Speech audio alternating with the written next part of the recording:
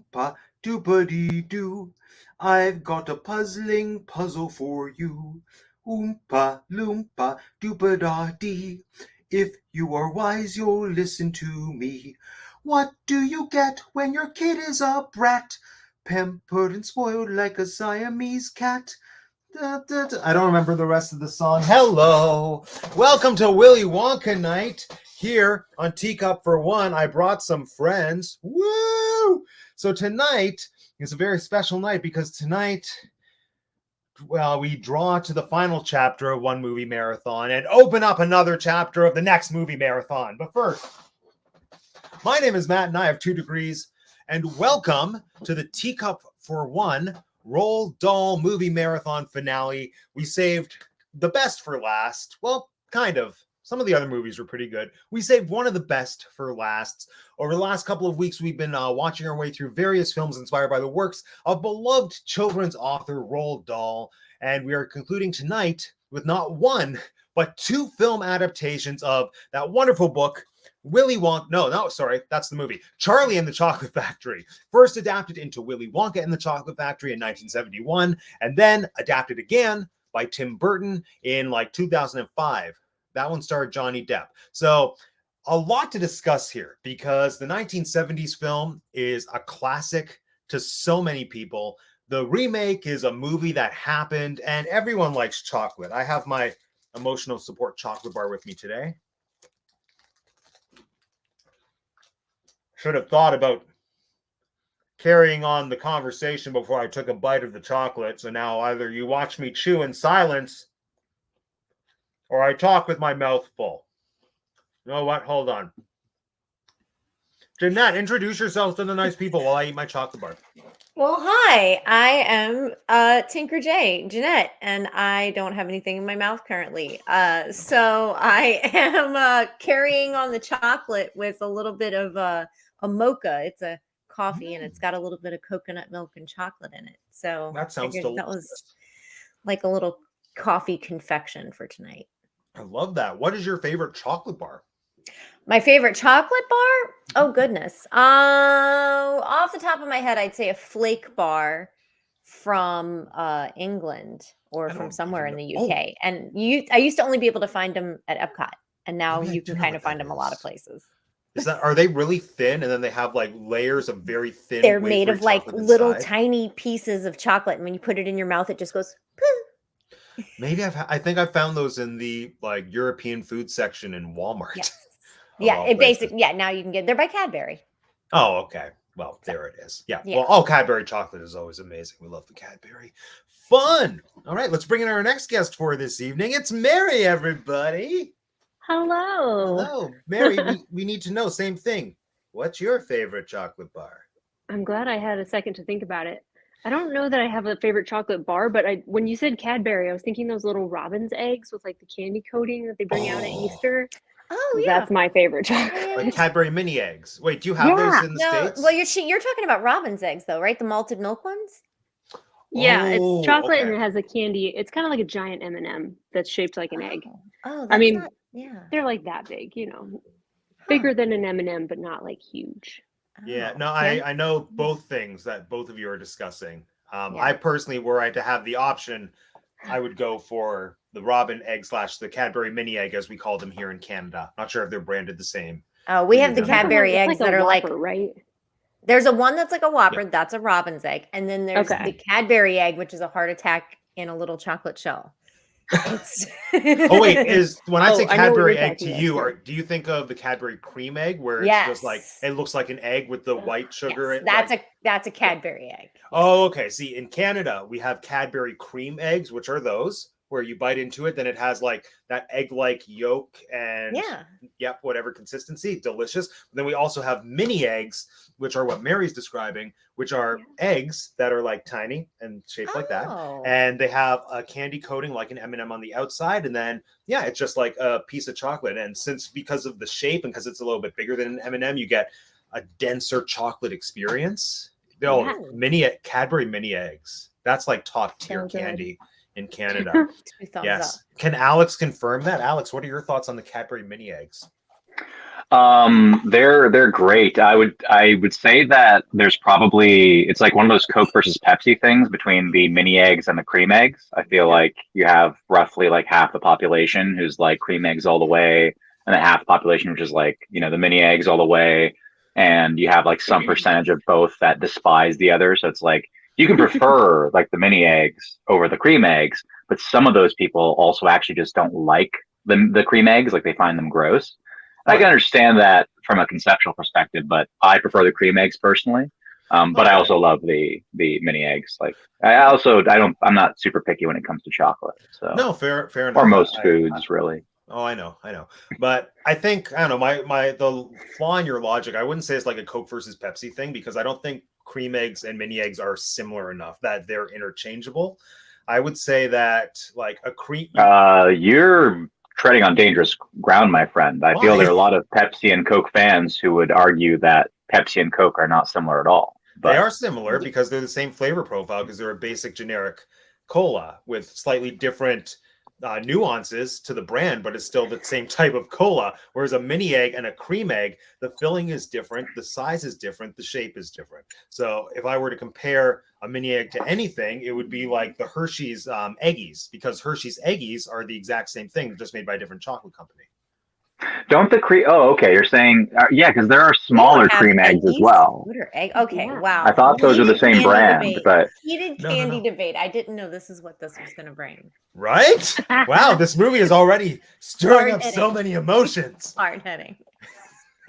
So, did everyone watch both movies? Yeah. Yeah. Yeah. Well, Alex, did you watch the second of course. one? Okay, good. Fantastic. Just because I know for a fact that as of like last night you hadn't seen the original. So Well, no, I hadn't and- seen the original this year, but I had Okay. seen the original as a Okay. child. Oh, okay. It's like, fantastic. wow. Did you rewatch though? So you're up to date.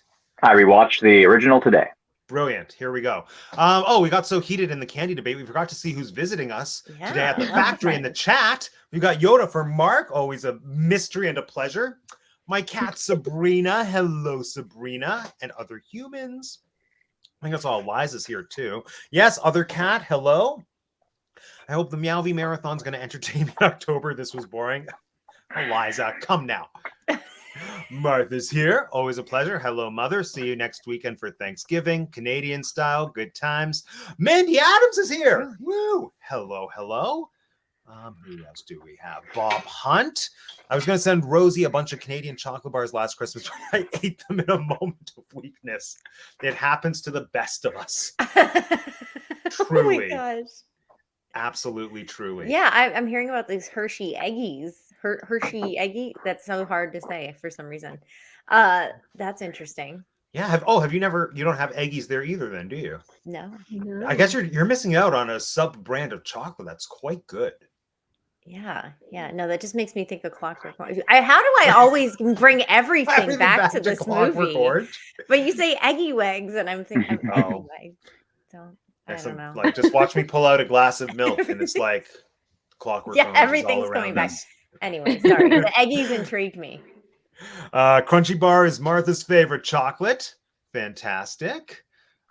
Snickers or Kit Kat for Mandy Adams. Oh, yes. And as Mary said, everyone, don't forget, like the video. Do it. Helps the algorithm and the robots push the content. That's what we want. Please, those robots. Gosh darn it. So let's talk about the movies. This is quite exciting because, as I said before we went live on the air, this is the first time I think where we've really compared two movies or two adaptations of the same thing.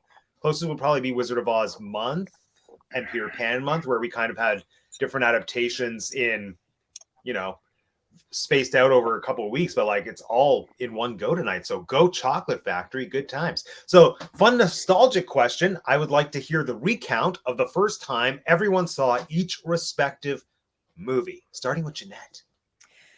Okay, so I'm pretty sure Willy Wonka, the original one, was either in school on a TV in school on one of those days where they're like, and it doesn't matter if you learn today.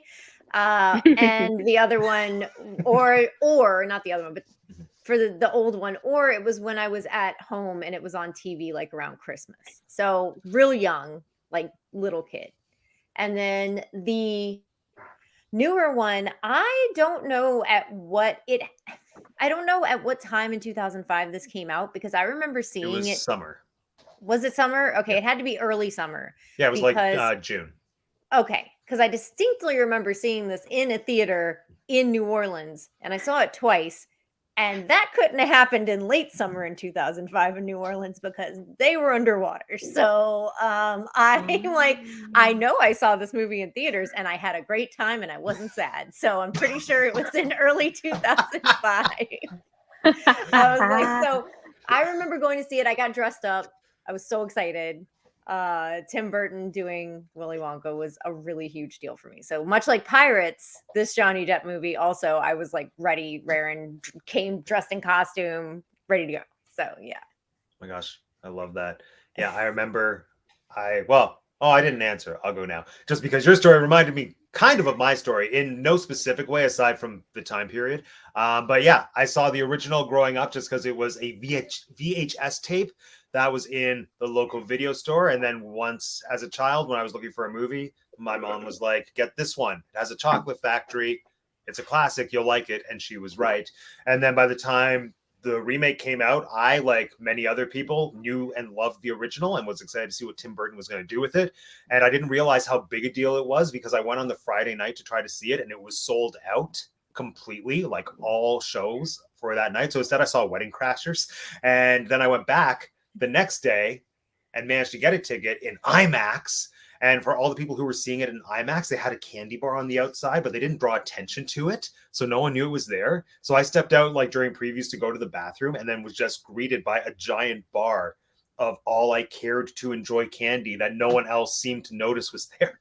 So it was amazing. That was a magical movie-going experience. Mary, your turn. Wow. I don't have that vivid of a memory of when we first started watching the original, but we watched it a lot and we quoted it a lot. My grandmother would quote the Oompa Loompas all the time when we were being bratty and shit, and like it was quoted quite often. But we definitely watched it a ton as little kids. And then I think I saw I had to have seen the new one in theater. I think I just went by myself one day and went to the movie, and I wasn't like, I don't know. I think, was this around the time Sweeney Todd came out too? Like, were those No, at Sweeney all Todd close? came about 3-ish years later. Oh, okay. Well, But it I was can't all kind remember. of in that span of time. He was doing Alice in Wonderland. He was doing That's this. true. He Oh, was right. doing that. Yeah, yeah. I feel like I was on like a Johnny Depp kick at the time, so that makes It sense. was a high. It was a high note in his career for sure. Yeah. It was the Depp era. We were all diving off the Depp end, some could say. Yeah. I just came up with that. I could put that on a t-shirt and sell it on Etsy. Speaking of which, hold on. Yeah, where's the comment? There we go. Hold on. Visit the Teacup for One Etsy store. Type that into your browser. Go and buy a shirt. There we Put go. that in your browser and buy it. That's what we wanted to say. Alex, your turn. Similar to Mary, I don't have a particularly, like, I don't actually have any recollection. I know I watched the original Willy Wonka when I was young, but there was no, like, rewatching it today. There were no memories flooding back to me. I couldn't recall any, like, in the sense, like, I remembered the film, but I didn't associate with it with any time of my life, anything like that. So I have no idea when I first watched it, aside from it was probably when I was between 6 and 12, somewhere in that time frame, and could have been in a classroom, could have been on a VHS tape, could have been on a television. Certainly wasn't in a theater, but that's expected. So don't know about that, but I enjoyed it as a kid. And then as far as I know, and then the new film, I watched it for the first time, like the Johnny Depp version, a couple days ago with you in your apartment. That's true. It was right over there. Yeah, right over there. Yeah, there. That's why I still have chocolate left over, because we splurged on chocolate and then We we did. watched too much What a chocolate. joyous evening. That sounds wonderful. It was following hours of annoying work. So Even better. actually true, quite true. There was also pizza. It was fantastic. Oh no! Oh no, Mary! And Dr. Pepper. Okay. I heard did glass shatter? I know. No, it My didn't shatter. makeshift stand just, I bumped my table too hard. No. Okay. Your house of cards collapsed. What's more Yeah. I have to say? I took my baby brother to see it the summer of '71. Aw, he was 6 and we watched it twice. Oh, I love that. That's adorable. I can't imagine seeing this movie in theaters. That would have been so magical. So, Right.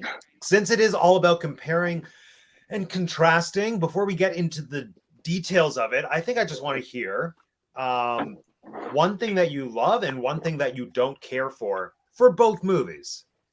Yeah, like we'll just start broad, then we'll specify, because I do think there are good things and not good things about both films. I think one film has more good things than bad, and one film has more bad things than good, but both films have their merits and their opposite of merits. So, Alex, starting with, let's do a go around with the original film. So what is one thing you like about the original film and one thing that, like, not the best? Okay, yeah. It's just as a little side note or whatever, a related note.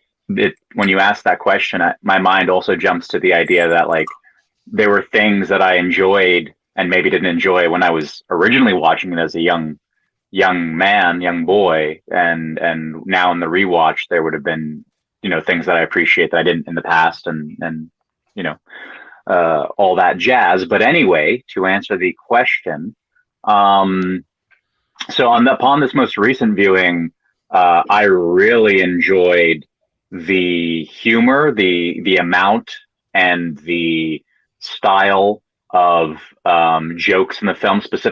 So all the jokes surrounding the craze with the Wonka bars. So there were a number of like effectively skits that's in the first half of the film, where like one of my favorite. I mean, they're almost all of them, if not all of them, are brilliant. But like one of them, there's this alleged like some kind of supercomputer, as it were, this computational device that this computer scientist, basically is presenting, saying that this computer will calculate with like perfect accuracy where the remaining 3 golden tickets are. And this, and they're trying to find the golden tickets, and he punches in some things into the computer, and then the computer outputs on a piece of paper, some response. So he says, I'm now going to ask the computer to provide us, the location of the remaining tickets. And the computer says, and its first response is, I won't tell, that would be cheating.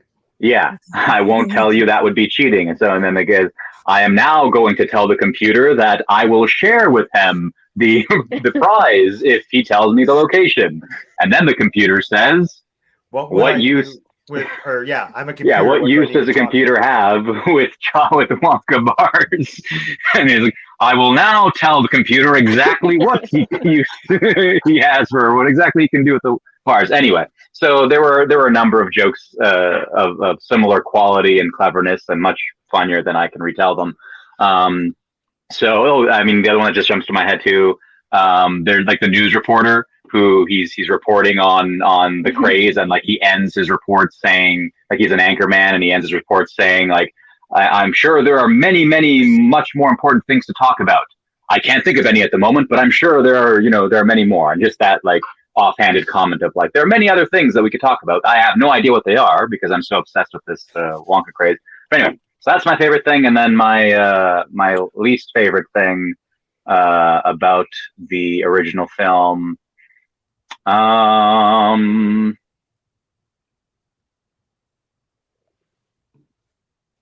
I mean, certainly I can't tell you what my least favorite thing is, because that takes time for me to think about. What's one thing that I didn't like, or that I didn't. Very telling that it's hard to pick something that's not great about that movie. Mm-hmm. Yeah, like there's certainly even in this rewatching, there was no element of it that stood out to me that was notable, of like, oh, this is kind of lame, or this is kind of like, okay, I just thought of something. The way they made Violet blue, it looked like they just shone a blue light on her, and there's one shot where you can see the editing of how they kept like the surrounding environment or the other optical print. people. Yeah, the shot where Yeah. it's over her shoulder and just like the side of her face. Exactly. Yeah. Yeah. That didn't look the best, and it was obvious editing, and that's my least favorite part of the movie. Well said. I mean, for a movie made in 1971 to only have one moment where you're like, the effects don't hold up, they knew what they were doing. Mary, same question. Man, I have to. I think Gene Wilder has to be my favorite thing in the movie. He's just so good. Like he's eccentric, but like competent, which I'll probably touch on when we talk about the second one. But like I don't know, his whole demeanor is just so good, and I don't know, he totally just makes the movie, I think. And then my least favorite part is "Cheer Up, Charlie." That song, I'm always like, oh my God. Once again, proves right, even though he's not singing it, that the sad child song sucks. It sucks. Take it out of every movie. Is that the one his mom sings? Which yeah. Just okay. get it out of there. It's just a random montage of Charlie walking home and her singing, sitting down when she should be cleaning something. I didn't mind that song personally, but yeah, look, I don't mind it it's either. just like there are other slowest songs part that I of the think movie. are worse than that one in the movie. Like what? That's definitely on the Candyman bottom. go off the top. Like I think the way it. Yeah, I didn't think it needed. We didn't need that song. Yes, I think we her did. songs. I think the lyrics of it and the way it was like sung and You everything. should She has an listen- actual nice voice. What? Hey, listen to the Primus version of that song. It is fantastic. It is Yeah, so no, and I'm familiar. so I'm familiar with versions of Have you that heard song that? that aren't from the movie. I don't know about Primus in particular. Like I know Primus, but I don't know if I've heard them sing it. But. It's so good. They did a whole rendition of this entire soundtrack, and Nice. it's phenomenal. It's so good. But that particular one, Candyman, is stellar. I think that's where my brain goes when I hear that. I don't think about the one from the movie immediately. I think about that cover. And I think that's true for a lot of people. They hear a cover of that song early in life, and when you listen to the one in the movie, it's a little jolting if you've like been listening to a cover of it for a long time, because it's a little different. It's the pacing. I only know the version from the movie. I've never. I heard do the love cover. it. I love. You've that never song. heard another version of Candyman? No, Yeah, That's- there is a lot. Yeah. Yeah. you're making it sound strange. like it. Well, like it's the an movie integral version isn't part a of song. people's It's a lives. man speaking it who can't sing. Like that's not He can the sing. song. But it's charming because he's I mean, everybody can sing. Candyman. No, but like how? So wait, so Yeah, Alex, is your yeah, let's issue go. with the composition of the song, or is it with how it's performed and how it's worked into the film? Both, I would say. Like in the context of the film, Yeah. as far as I can recollect, like certainly the way it's sung is not particularly musical. The gentleman is not, doesn't have any interesting sounding. Well, he's like, not there to sell you an aspects of his album. voice. He's there to create a world of musical Yes, theater and wonder yes, and magic. I've watched a lot of films and seen a lot of live musical theater where the singing and the competency thereof is part of what draws me into the magic of the world. And his voice did not draw me into. He was like, the Candyman can. Anyway, It's the nice simple. He has a nice simple lilt. Oh, and I don't hate it. I just Okay. it didn't do anything for me. I was just like I've heard, and also maybe an important tidbit is that I was familiar with the song and I'd heard it like covers, I guess, and I'd already seen the movie. But yeah, like just like Jeanette was saying, like when you've listened to versions that are actually sung and are actually musical, then when you hear this guy do it, and I think the instrumentation in the film too is I think it's broken up. Like I think there, like in that song, there are periods where either the instruments they may either cut out or they're just very like low or whatever it is. But like it's very punctuated. Yeah. Yeah, it's a scene. It's not it's like it's on a music video, and I don't necessarily think it should be a music video, but like it's not about Breaking the alert. song. It's about Alex disliked Candyman more than Violet's Blue Light. Yeah. I think that's his Yeah. favorite thing. To bring it back to Cheer Up Charlie, like that one, the girl actually, the whoever was singing, like actually had technique, and her voice sounded nice, and she sounded like a semi-competent singer. And I'm not like judgmental of non-competent singers. I just think it's a fact that competent singers are more effective at, generally speaking, statistically speaking, at engaging audience members than non-competent singers when it comes to singing songs or engaging audiences with song. So I thought my only kind of like correction or adjustment that I would make to Cheer Up Charlie is that I think that song should have been sung with Charlie in the room. It should have just been her and Charlie and her singing directly to her son, as opposed to him walking alone and her just singing to the alleyway. I agree that that's a little bit ineffective, let's say. But I thought the song, it was very 70s filmmaking, that song and that type of shooting where like there's like the montage in and out pictures of somebody walking through streets. I'm like, oh, it's very Rescuers, you know? Yes. Absolutely. No, I feel like if this were on stage, I would want her singing it to him, but just within the movie, I think that would look really awkward, or it would be tough to stage that effectively, to have her just singing at him. It reminds me of the mediocre Into the Woods movie, where they had to justify why all those soliloquy songs were being sung. So they were just all sung to James Corden. And so you just have like Little Red Riding Hood following him being like, he drew me close and he swallowed me down. And it's like, okay, you should be singing this as a monologue, but you're singing it to James Corden. So no, like I do feel like emotionally it'd be nice to have her have that connection with Charlie, but I also kind of like the disconnect. Like I think there's something nice and effective to seeing what their interaction is and seeing how upset Charlie is, and then she's just in a position where he won't listen to her, but she wants to like express what she wishes she could say to him. Like I think that's nice. But I also agree with you and disagree at the same time. Yeah.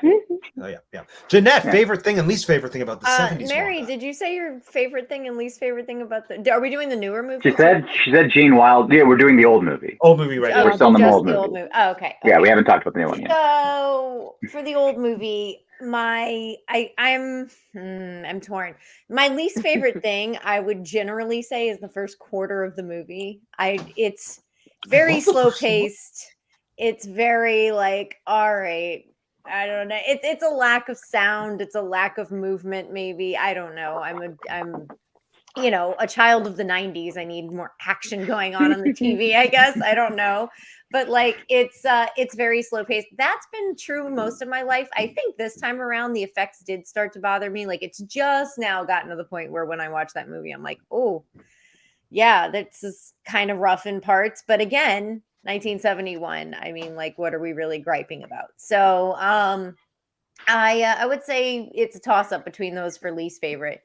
My favorite part, I mean, it's cliche, I guess, but it's Gene Wilder. I mean, that's, everybody says that, right? But I almost wonder if it's Willy Wonka himself, because it's pretty much true across the board. Like, I like a Wonka. I don't know that there was many ways I wouldn't like Wonka. So, but he is quintessential. Chalamet. I'm very excited about that. So I'm excited. I'm happy. I'm glad you can give me as many versions of Willy Wonka as you want. That's great. I accept it.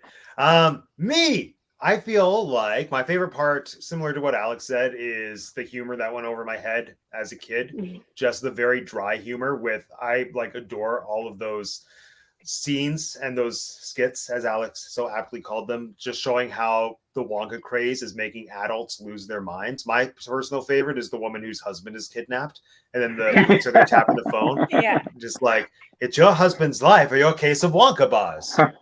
How long will they give me to decide? And like, it just feels like you've flipped channels to a soap opera, and I adore everything about that. And even kind of that same dry wit with everything Gene Wilder says and does that I didn't understand as a kid, but just how he's just so passive aggressive towards all the kids. No, please don't. No. Help, police, murder. My favorite. Yeah. Like, I'm a tad deaf in this ear. Speak louder next time. So good. And least favorite. I have to pick something. Pick the Blueberry Girl. No, I love the Blueberry Girl. Yeah, I too don't know that I can pick anything, but since I have to by the rules of the game that I have forced on us. I will say, least favorite thing is, I want to say Grandpa Joe, like not the actor or the character, but just how quickly he gets out of the bed. But that's more to do with story and my issues with that character in general for that exact reason.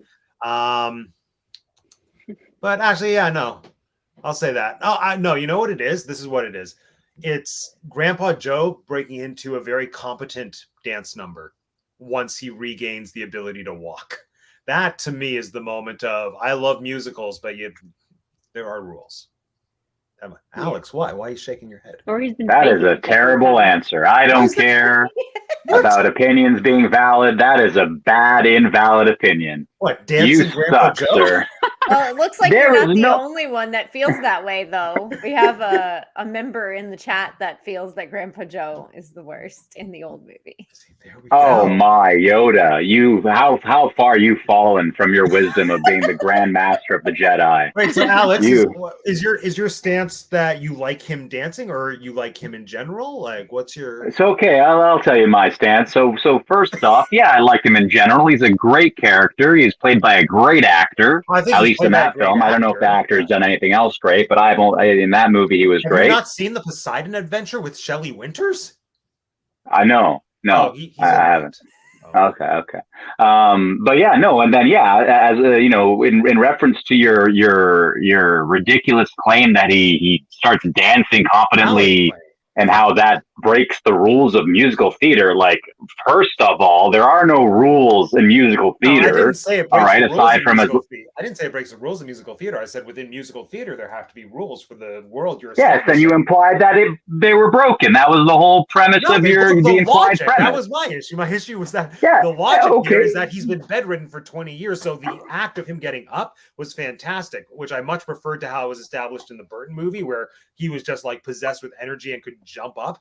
This, I thought it was a great. There was nothing better in the Burton movie. That's another discussion. But anyway, but then to go from just you wait, Alex. Just you wait. Oh, I'm patient. I'm a patient man. All right, I will wait as long as I have to get to that argument. But okay, but no, sorry, continue, Alex. Yeah, no, to finish the point. All right, there is no logic. There is no universe building in the movie that makes his sudden recovery inexplicable or unbelievable. All right, yeah, they have a scene where he says that, where the mother says, "I haven't seen you get up," whatever she says. I don't remember what the line is exactly. Or if you have been bedridden for 20 years. Yeah, or sure. And yes, if you were to sit down and contemplate in our world what that would do in terms of atrophying muscles and all that kind of stuff, sure, yeah, he's not going to get up the way he did. But that's irrelevant. This is not. It's really good that this is the only time that they ask us to use suspension of disbelief in this movie. Yeah, exactly. Exactly. Thank you. Thank you, Jeanette. Exactly. This is exactly it. Mic drop, point finished. All right. That's it. He gets out of the bed, there's no stand. The rest of the movie, he has a cane for those 5 seconds. He's dancing. No, and there's a perfectly adequate, like he's a rockette. He does not jump out of bed. He gets up very slowly. There's a whole process between bedridden and dancing competently, right? They demonstrate it perfectly adequately in the film. He's stiff as a board. He's all shaky and falling. And then he gets it. Great. Enough said. I'm sold. Jeanette's sold. That's enough. It's. Well, the only way I can justify it is maybe he's using a cane the rest of the movie because he injured himself while he was dancing. Wait a minute, he uses a cane? Yes, through the whole factory, he has a cane. Why don't you lean on that, Matt?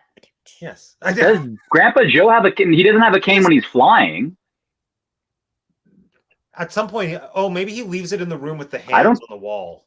Yeah, I'm going to say that. I don't think he has a cane throughout the whole film. He has a very cane dubious of that claim. When they get to the factory, he has a cane.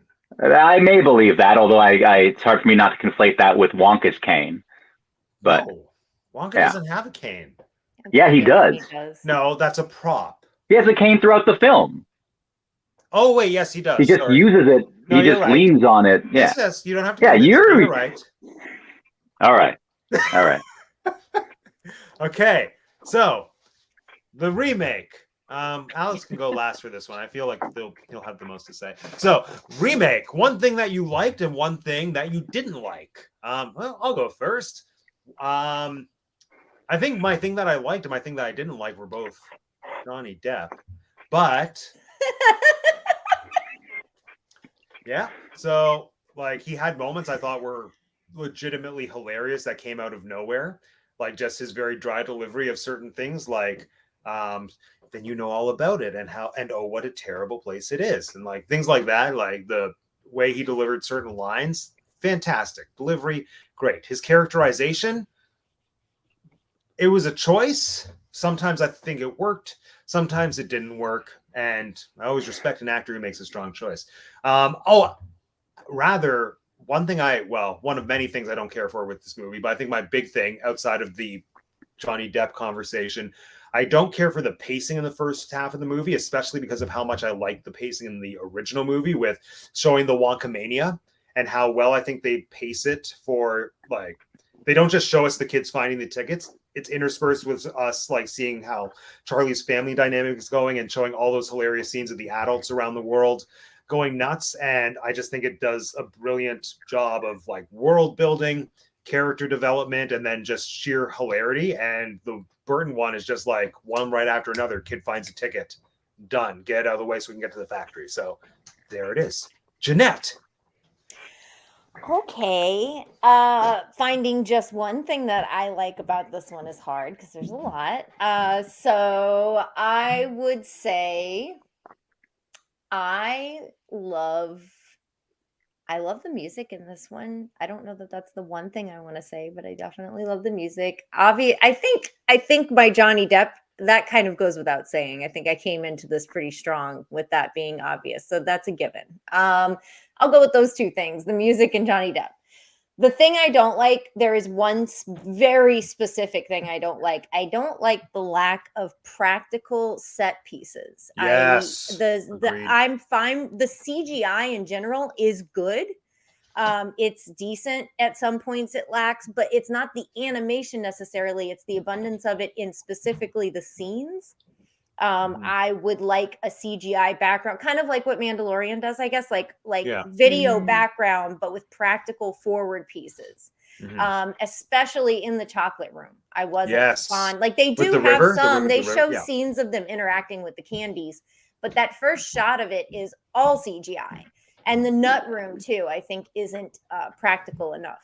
So that's one very, very specific thing that really stands out to me every time I rewatch it. I'm like, it's too much scenery CGI. No, I fully agree, especially just because it's Tim Burton. And when you look at early career Tim Burton, when he does stuff with practical sets, like in Edward Scissorhands and in Beetlejuice, it's amazing. Yeah, exactly. So you know he can do it. That. Oh, and you had it in Alice. Alice even had practical sets mixed with CGI. And so I feel like this lacks that. Yeah. No, and it was just when you compare the chocolate room to the original chocolate room, it's like night and day. It's so much less magical. It's just like a giant empty abyss of CGI in the new one, which I'm not here for. But yeah, Mary. So favorite things. I specifically wrote down that the one grandpa that's like super pessimistic, where everybody's like, Charlie has a chance, he can totally get it. He's like, no, the first guy who's gonna get it is a fat rich kid, and Charlie is gonna be lucky if he gets any chocolate at all this year. Kind of. I love that guy. I love that guy. He was awesome. Yeah, I love a little realistic pessimism. It's amazing. I appreciated that the chocolate river actually looked thick enough and like. My daughter said that. That was what she said when we watched this one. She goes, that river looks much better. And that's the only thing that the CGI really did better was that texture of that water. Or not water. I disagree. But it's not your turn yet. But all right. Let Mary. We'll let Mary.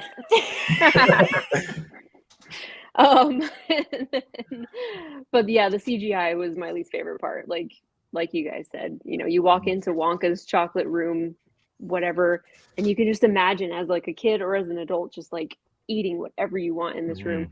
Everything looks amazing and real, and then you go, they just like magically opened this portal with CGI doors, and then there's CGI everything. It was like that uncanny valley kind of thing where you're just like, this isn't a real place. Get out of here. This isn't fun at all. So CGI was my least favorite. Oh, well, and Johnny Depp. Like I said with Gene Wilder, where he's eccentric but competent, this one is more like an incompetent lunatic that you're just kind of like, I don't know. I'm with Mike TV where he's like, this guy's an idiot. Kind of thing. It was great. I was like, yeah, anybody could tell that. Well said. Alex, go. Oh, the myriad things I could say, but no.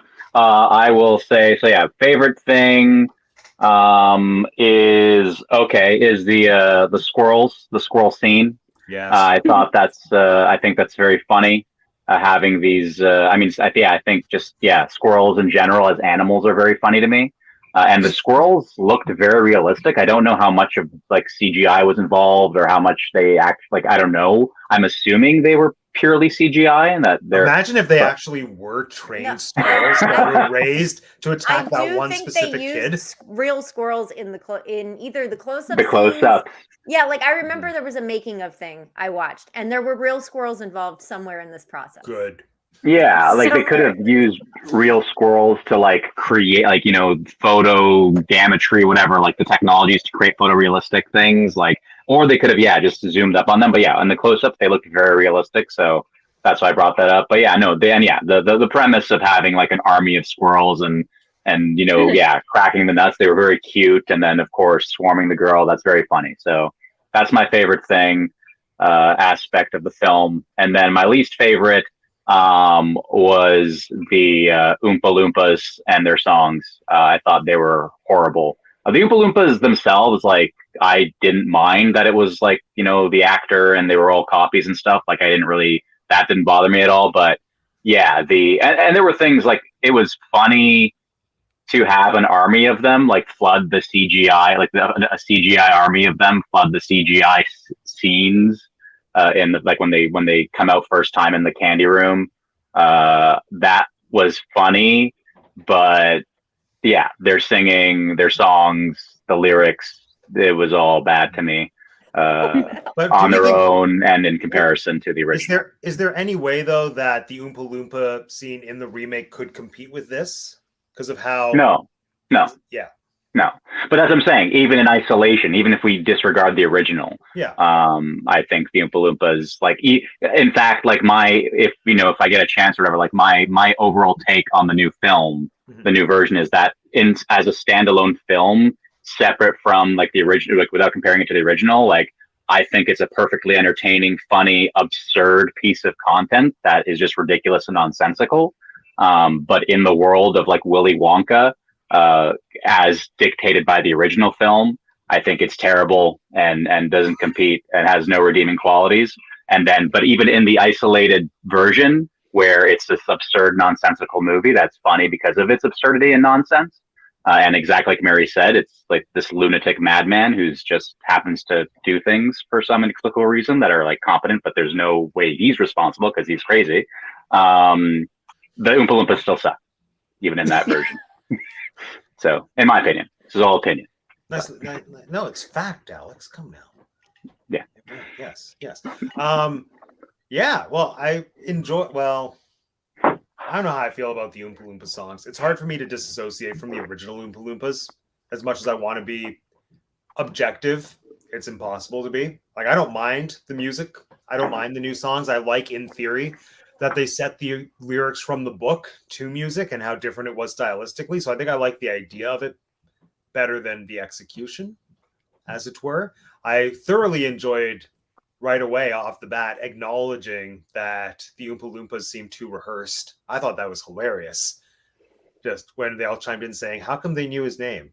Why was the name in the song? Oh, it's improvisation. It's very, very skilled. Yeah, they break the fourth wall to an extent in that way, and that's a funny aspect of the movie. It's entertaining, I agree. Yeah. Oh, it is. Yeah, I think that was just kind of tip of the iceberg to something that they explored more overtly. I don't want to say more, but more overtly in this film, which is the serial killer aspect of Wonka, which I didn't recall being as outright in the remake as it was. Like there was a certain point in the nut room with the squirrels with him and the keys where all of a sudden like he just has the right key at the right moment. I'm like, this is feeling a little Saw-like to me right now.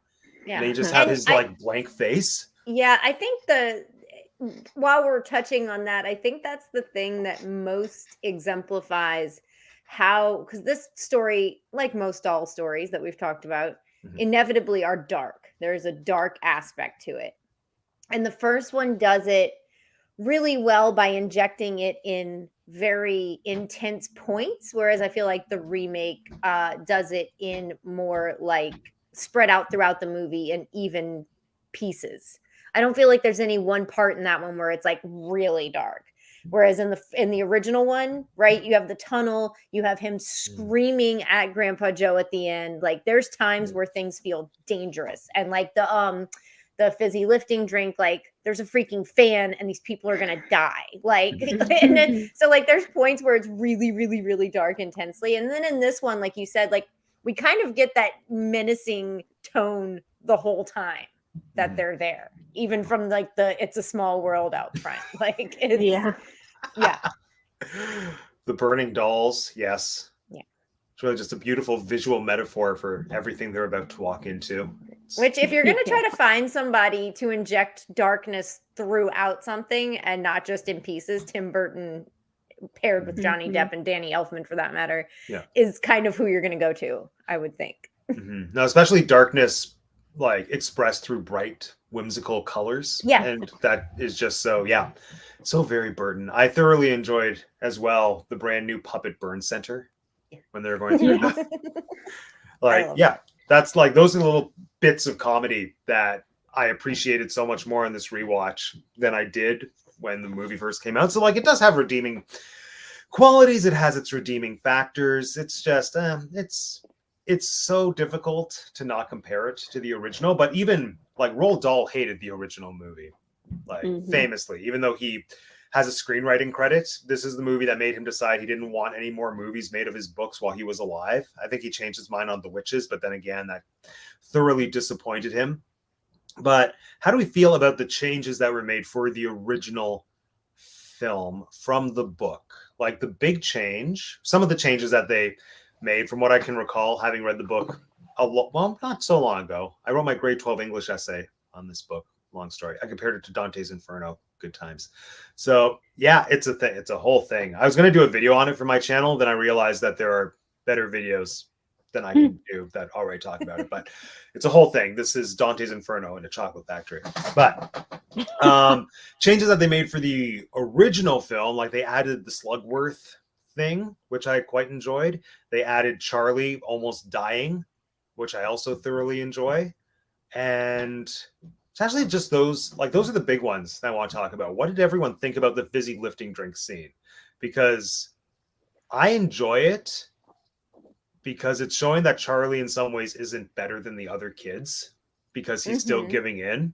But the only difference is that he lucked out and or was smart enough to not die.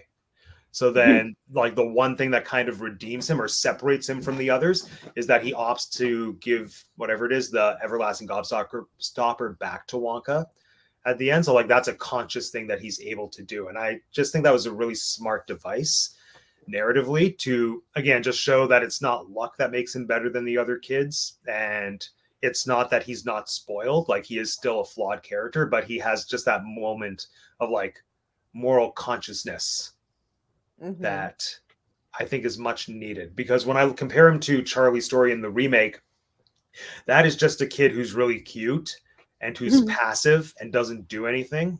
And he is rewarded just by merit of not doing anything at the end. It's like, you're the only one who's left, ergo, here's a prize, as opposed to you did something to earn said prize. But yeah, how do we feel about that Charlie tweak for the original film with fizzy lifting drinks and such? So that was added from the book. That wasn't in the book. I feel this is one of those ones where, like, I feel like I've read the book, but then I think back and I'm like, when did I read the book? Did I read the book? But then, like, I know things like the dad stuff that's in the newer one, that's in the book. isn't it? I don't think it Stuff is. No, is it not? Okay. I don't think we get any insight into Wonka beyond. Okay. Yeah, so I feel like I have false information on that. So I don't know exactly what was, if it's just that fizzy lifting thing. I mean, yeah, I like that where they're showing you that he's not perfect, I guess. But at the same time, then I don't know. I guess you're right. That twist at the end is always nice to get. So it does kind of set you up for a twist. Otherwise, it's just he wins, right? Like in the newer one. And then we get our twist when he's like, no, I don't want it. Right. So it just matters on where you get your twist. Well, that's true. I forgot. Charlie did have his moment at the end where he picked his family over the. Yeah. And then it wasn't memorable. Yeah, Charlie also in the new one, in the beginning of the film, like the first half, he also initially opts to like sell the golden ticket for the money for his family. That's another moment where he's like trying, like making a active moral choice, or trying to anyway. That's true.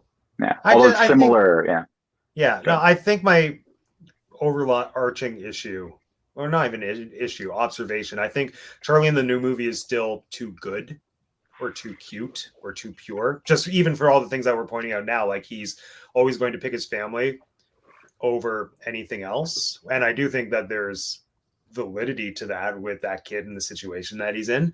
But it does also make him look a little too perfect. Like, I can't remember what the literary term is, or the movie term. I think, is it like a Mary Sue? Is that a thing? Oh. I feel like that's a term for like a character who's just too perfect. I think that's what remake Charlie is. Mm-hmm. Yeah. Maybe. Yeah. If we're on the topic of Charlie's, can we? Yeah, let's talk about Charlie's. Can we also say who our favorite and? Yeah. I guess the other one's not our favorite. Charlie. So you have limited options, but let's go for it. Right? I don't know what the guy from the first one went on to do. Nothing. He became a vet. Yeah. I mean, I'm just going to say Freddie Highmore was able to go on and play Norman Bates extremely convincingly and successfully, and he's amazing. And yeah, that's, of the two Charlies, I like him more. Interesting. But I feel like the whole cast in the second one held up all their characters really well. That's the thing, is like people will say they don't like that one, and I'm like, but the cast really did a good. I personally feel like the cast in that movie, everybody did a great job, and a lot of them did better than the original. Like, I like Helena Bonham Carter as Mrs. Bucket way more than the woman in the first one. Oh, no, that's too hot a take for me to handle. Really? Mrs. Bucket's is too hot of a take? Oh, the like Charlie's mother, right? That's Mrs. Bucket? Yeah. Oh, I'll give you that one. Wow. Okay, no, we'll come back. I'm going to be the Alex this time, so I'm going to go last. Yeah. Mary, pick your Charlie. Man. I think I have to go with the newer Charlie, even though I prefer the twist at the end of the old one, like the Gobstopper, because it's just such a better payoff. Like, you just get yelled at by Gene Wilder, like really yelled at. He's a good yeller. That's a scary scene. Yeah, and it's not even Charlie's fault, really, because Grandpa Joe, I almost said Uncle Joe. Who the hell is that? Grandpa Joe is like the culprit. He was like, Charlie, let's take some of these. We'll drink some of this. It's like, he is the worst, isn't he? He's the instigator. He is. He's so bad. Yeah, and Charlie, what is he gonna do? Say no to his grandpa, who's at this amazing chocolate factory with? Like, he's gonna be like, okay, not his fault.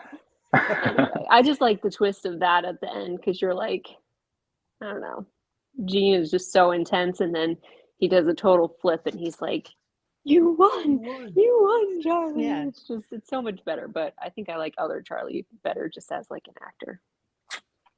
Good. Alex, pick your Charlie. Yeah, no, I like the original Charlie better. I thought the new Charlie did a fine job, but yeah, I guess maybe it's one of those things that we talked about in the discussion about James and the Giant Peach, where I guess I would find the new Charlie to be like too actory. And again, not too actory. I didn't have any problem with the Charlie in principle, but if I compare the two, the new Charlie is like modern, professional child actor, whereas the original Charlie is like, no, he's just a kid.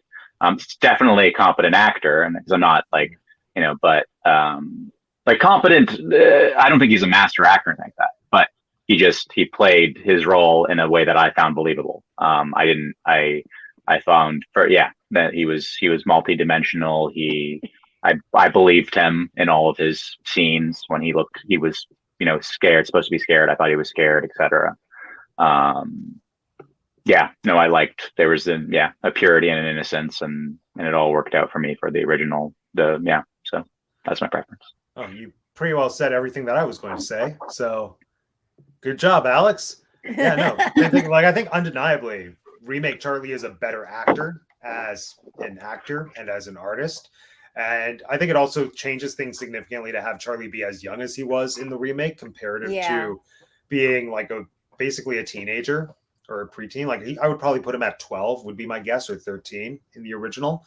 But I think there's just so much more charm and so much more naturalness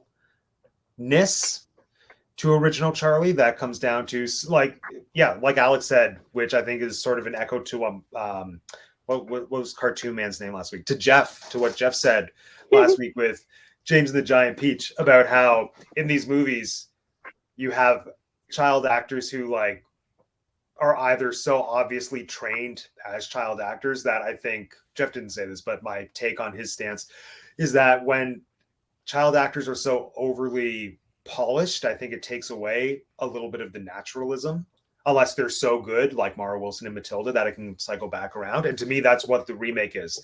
They're just all such polished actors. And it does also because it's a more stylized movie as well, that they're acting within the style. But I think the original is just so perfectly cast in terms of getting kids who don't have to do very much to just perfectly embody who they've been cast as. Like, I think the only one in the original cast that is like a child actor is Veruca Salt. But I think she falls into the category of being so good that it feels natural. Like, I think she's one of the best performers in that movie, adult. She, of all the children, is the only one that I prefer in the original to the modern version. She's the only one. Of all the other children, I prefer the new versions of them.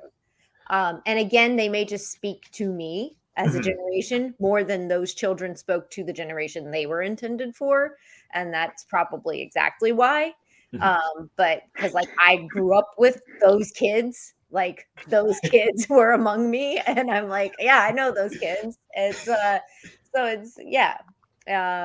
the point where when I watched the new one, I was like, so I don't get what's wrong with this Mike TV kid. He's just a kid. And I was like, that's just a kid. I don't know what, this kid's not that different. But his dad, I didn't realize this until like maybe it's because I just binge watched it.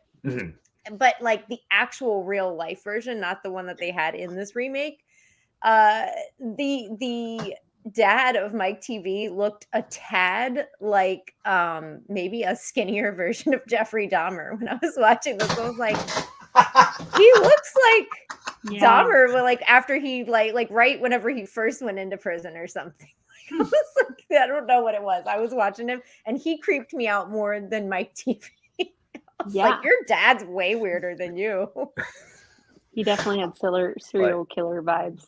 I was so disappointed in all the parents in the remake. I think the parents in the original, like, I think the original is perfectly cast. For the same reason I said I think the kids are perfectly cast. I think the parents in the original, maybe they have slightly more screen time. I don't know. I feel that their characterization is fleshed out a lot better. I think they all have a much stronger dynamic as actors with the kids that are playing their kids.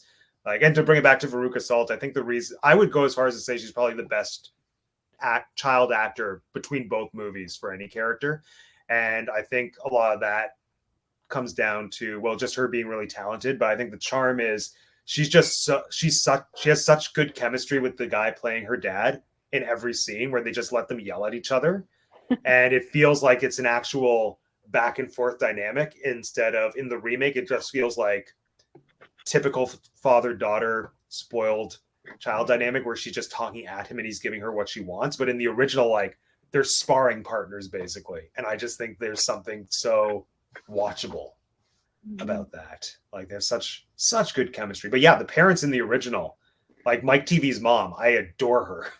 She's so basic, and she's such a Karen. Oh, she's such a twit. She annoys me in the first one. I can't take this woman. I don't know. Some of them I can't stand. It's so great. But the one so Violet's mom in the new one is my favorite, is maybe my favorite parent, like, of all the movies. I don't know. I really love her. She cracks me up. But that actress, quirky. Everything she's in, she's like pretty freaking funny. I don't know what it is. I don't know what she does, but she makes me laugh. Well, let's talk about favorite parents. We're kind of doing it already. So my favorite parent is OG Mr. Salt. Jeanette's is remake Mrs. What's her face? Beauregard. Mary, who's your favorite parent between both movies? I have to go with Mrs. Beauregard too. She was just so freaking weird, and like her facial expressions were the best. Like her eyes get so freaking big, and she was really fun to watch. When Violet's talking about her awards and she's looking down at her, she's like, and then tell him, Violet. She is so wild.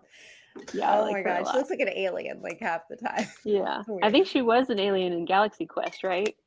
That's Oh yeah. She was one of the termites. That I put those two together. She feels so familiar to me. I'm like, I feel like I've seen her in a million, but I've watched Galaxy Quest more times than I'd like to admit. So no, there's never enough. It's never enough. Never give up, never surrender. Yeah, Galaxy Quest every night. That's how we go to bed here. Yeah. Alex, favorite parent?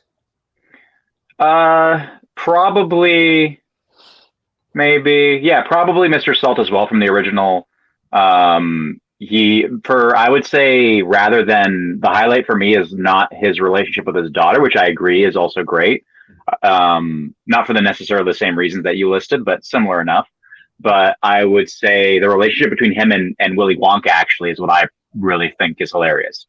Like Willy Wonka, it's either 2 or 3 times where he says something to Wonka, like he asks him a question or makes like a comment, like "What are you at?" or whatever, and like Willy Wonka, like Gene Wilder, like leans in and like whispers some like vague like proverb or something. He says some like saying from Shakespeare or whatever it is, and then Salt's like, oh yeah, like, you know, like he makes his expression as though it's like he's thinking about it and like trying to figure out how he can use this wisdom in his life. And it's just, I think that dynamic is, you know, one of my favorite things. So yeah, Mr. Salt. Salt, very good. And let's just do favorite kid. Why not? So again, mine is Veruca Salt in original. Jeanette. Oh God, favorite kid. Okay. Favorite kid. So, oh my God, it's really hard. So I feel like it's probably, oh my God, why is it so hard? It's probably Veruca in the first movie of all the movies, like all the kids in all the movies. She's probably my favorite. But my favorite kids scene, like when they cut to like their weird goings on, is probably Mike TV in the new one. Like I love his little like channel changing music montage scene. And I know that's probably like a point that most people despise in that movie, but I love the scene. So the glasses they had in that scene, I had a pair of those because Hot Topic sold them, and why would I not? So that was, I owned those glasses. I was obsessed with that whole scene, like that whole like pure white with like all the red colored stuff. I thought it was really neat. So I that's my favorite scene for a kid, but Veruca in the original one is probably my favorite kid as far as like their story and how they act and how they interact with the world and everything. Good choice. Not just because it agrees with me, but good choice. Mary. Yeah, I think I have to go with the original Veruca too. She just has like the best song. That's like every kid's ballad. Like she just lets it all go, and she's like, I want a feast. I want a bean feast. It's like the most random thing. She's just like, here's this list I've been working on. She has the best song. she's like so she's so good. I think it has to be her. But I do like Mike TV too in the new one. He's just something. I will say Veruca's song that the Oompa Loompas sing in the newer one, I freaking love that song so much. That like I don't remember it. Oh my god, they're singing wait, no, I don't. about her going down the garbage chute And her new friends that she's gonna make in the very garbage. different set of friends. I love the kid songs in the new one. I think they're great. That is the best one. The only one I could sing for you right now melodically would maybe be the Augustus Gloop one. Do you know his song? When you bring up the two Augustus Gloops, like inevitably the song from the new one is the one I think of first. That's the only kid that's the first one I think of. But yeah, his is really catchy. No, I would probably agree. That's the only one that I have remembered over the years. And even now, like a day and a half, 2 days after having rewatched the new one, I don't remember any of the kids' songs, minus Augustus Gloop. So there we are. There it is. Alex, favorite child? Yeah, Veruca Salt. She's OG. Yeah. Anything I could add that hasn't been added already? No. Yeah. It's just she's delightfully wretched and horrible, and it's awesome to watch. I think my favorite Veruca Salt moment in the original, it's such a quick thing that I've grown to appreciate and despise all at once more and more, is when the worker in her dad's factory finds the ticket and how she just instantly switches from being a brat and running to being like, give me the ticket, and being vicious, to as soon as she gets it, acting like she actually just found it herself on a whim, where she's like, it's mine. Like that is brilliant. That is so terrible and so good. I wonder if that actress went on to do anything. She worked for a while. And I say anything, I mean anything that we may know. I don't think now. so. I think it was a lot of TV work. She did a lot of TV work, and then around her 20s to 30s, she decided to stop. I know this because I watched not the director's commentary. I watched the DVD commentary with all the kids as adults when the DVD first came out in the early 2000s. So they were all reflecting on what they did with their lives. The only ones that kept acting were the two girls, Veruca and Violet. And I think in their mid to late 20s, they stopped. And Charlie went on to become a vet, focusing on horses and other large animals, based in New York City. I don't remember what Mike TV did. I just remember there was a behind the scenes feature where Gene Wilder, like present day Gene Wilder to when the DVD came out in the 2000s, he just outright said, I love you now, but I hated you then. Like, you were a little brat. Oh my goodness. That's all I think of when I think of Mike TV. And Augustus just went back to Germany. Oh my goodness. That's so funny. I gotta say, Augustus in the newer one, I think looks more Augustus-y than Augustus in the old one. I don't know what it's, the makeup and like the styling, but I like this. Yeah, like new Augustus feels a lot more innocent to me. Like he just feels more clueless and a lot simpler. Just like, I just like chocolate and I don't know what I'm eating. Like, is it caramel? Is it marshmallow? And then it is the ticket. Whereas original Augustus just comes off as being very repulsive and like just selfish, as they all do. How did we like seeing what happened to the kids at the end of this movie? Because that is a part the remake, because that is a part of the book where in the elevator Charlie sees what happened physically to all of them in the aftermath, and they changed it a little bit for this. Like Augustus got off way too easy in this movie, I feel, just being covered in chocolate.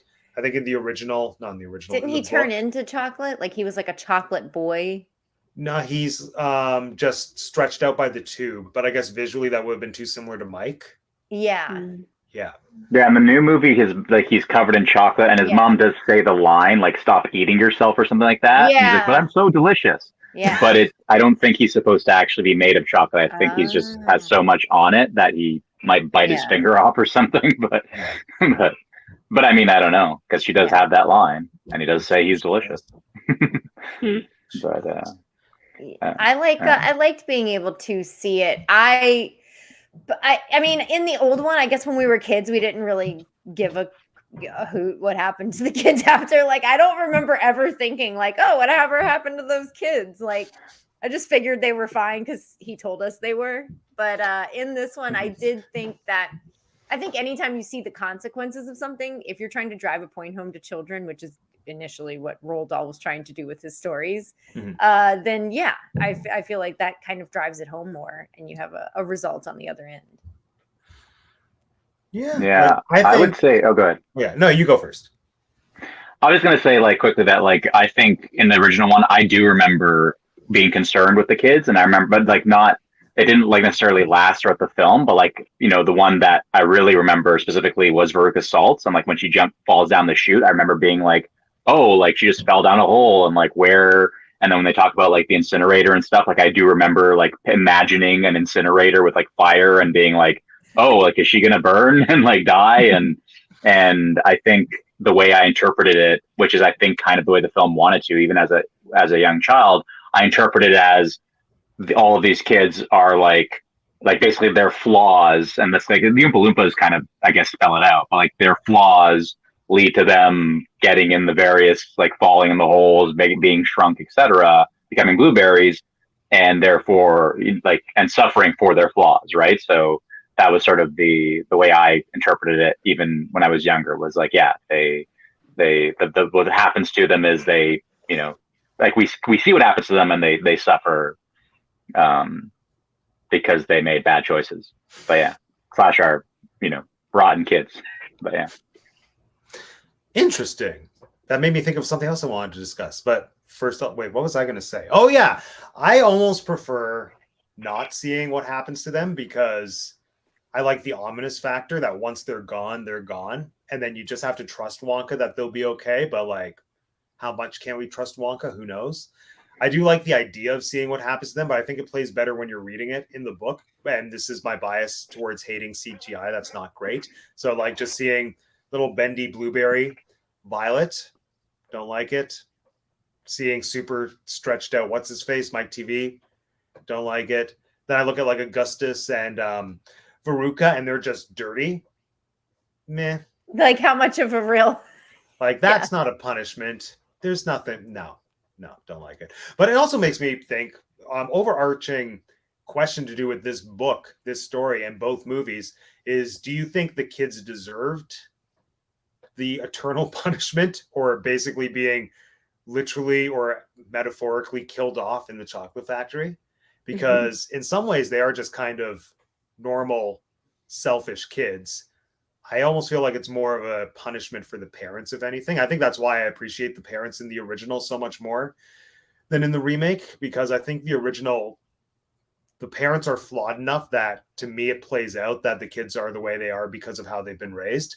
Whereas, like, that is present in the remake, but I don't think it's as evident. But yeah, do we think the kids deserve what they got? Or do we think it's more of a punishment for the parents? In the book or in the movie? Just over, like, the whole thing, the material, the story. Do they die in the books? Like, they don't die, but I think it's like they don't live happy lives after. They're permanently altered.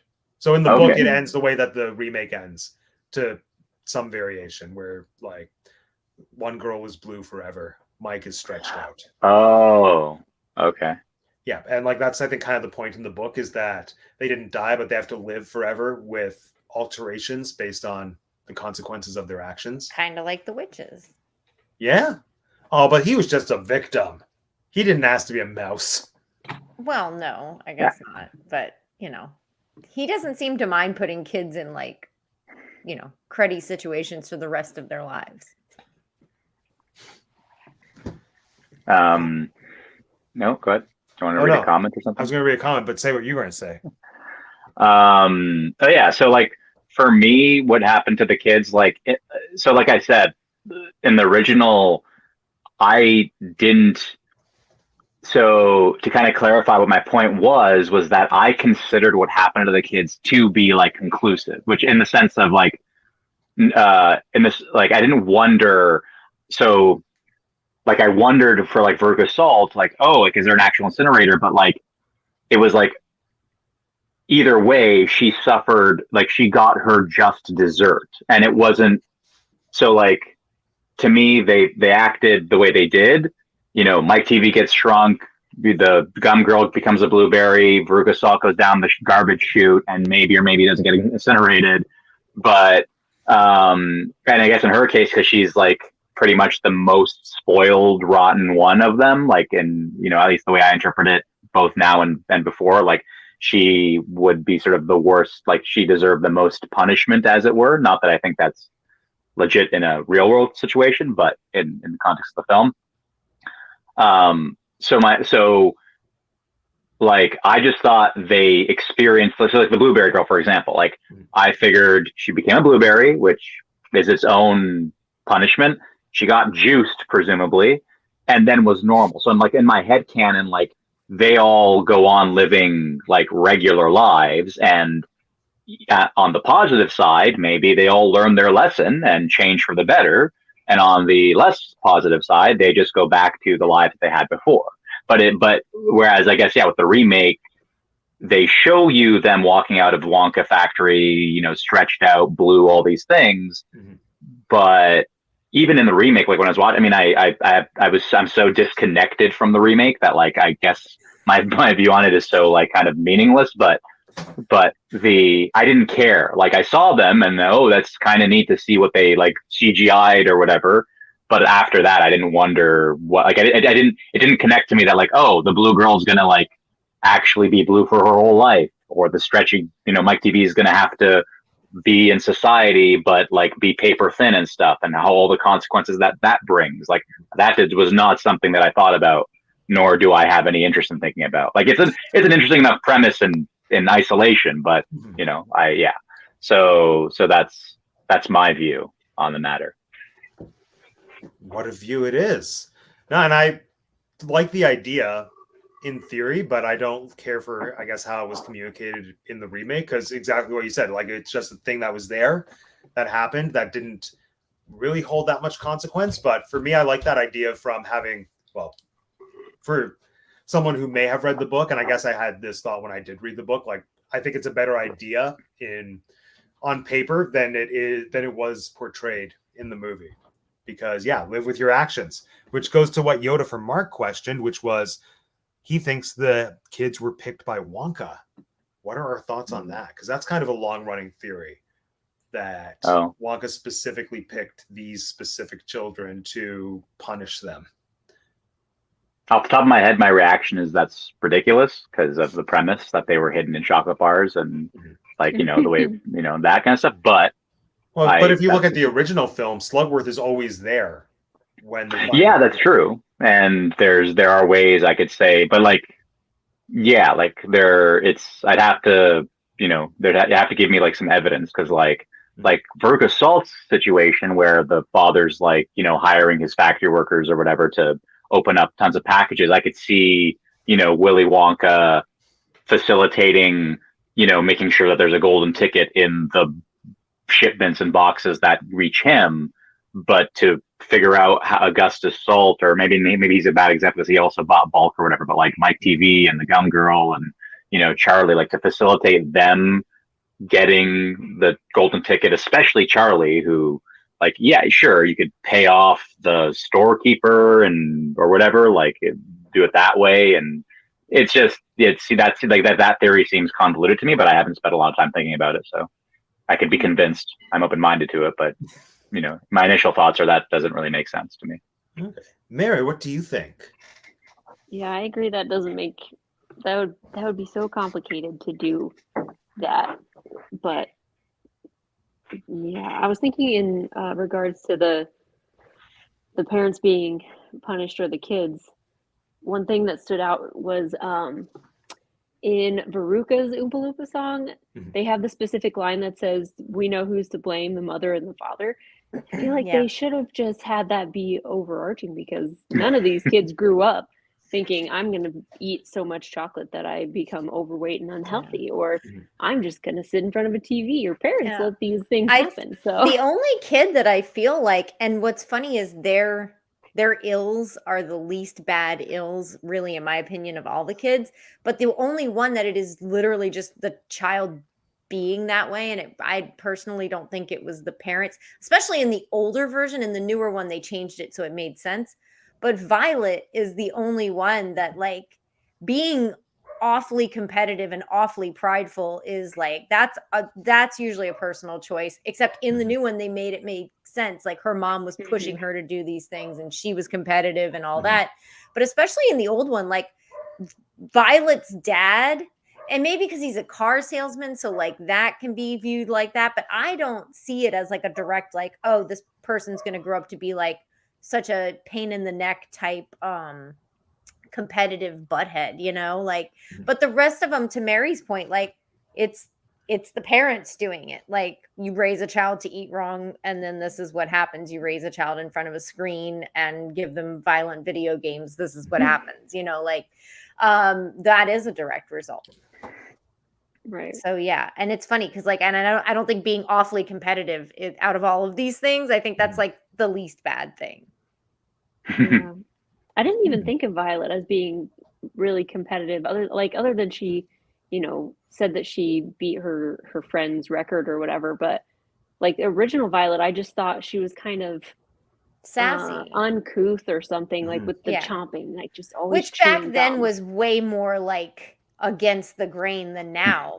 Heaven forbid a girl chomp her gum, like what? And hide it behind her ear. I mean, but that's I mean, nobody. That's ridiculous for everybody. But. Yeah, I was like, I think people just think that's gross anyway. Yeah.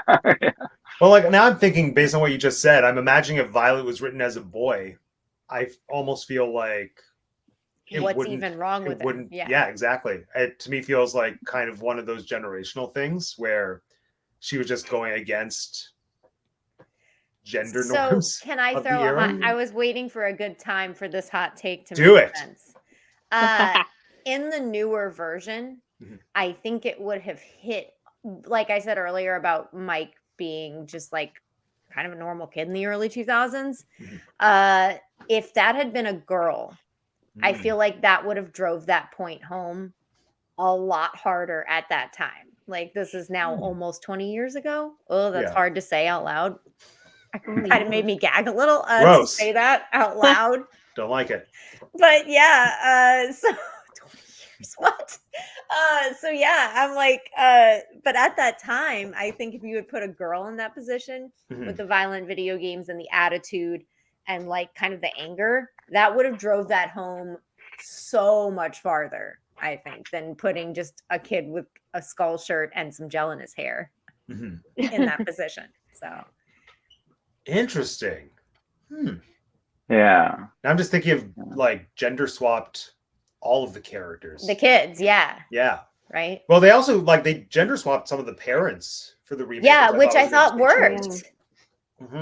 Yeah. Yeah, well, yeah, like I think the mom dynamic with Violet made a ton of sense. Way better. Yeah. And even though, like, again, I like how it worked with used car salesman dad, but I think that was a choice that was made for a reason, and that reason worked. Like Mike TV's dad being the dad in this one didn't really do anything for me, good or bad. It was just a choice that was a different choice. And between the two, I prefer the mom because, yeah, like I think Mike TV's mom in the original, again, like just original Karen. And it just works so well for the type of person that her kid is. And in this, I guess the dad was, the whole point was that he just gives in too easily to Mike. Just that he's kind of like a pushover until. Oh, yeah. Yeah. Yeah. But what do we have here? Is the father having to deal with having a blue daughter? Oh, yeah. Where is Fancy Bread? In the heart or in the head? Yeah, I don't get that line, but. No? I noted it in the original. I don't remember if it came up in the remake, but yeah, I'm not sure what that's a reference to.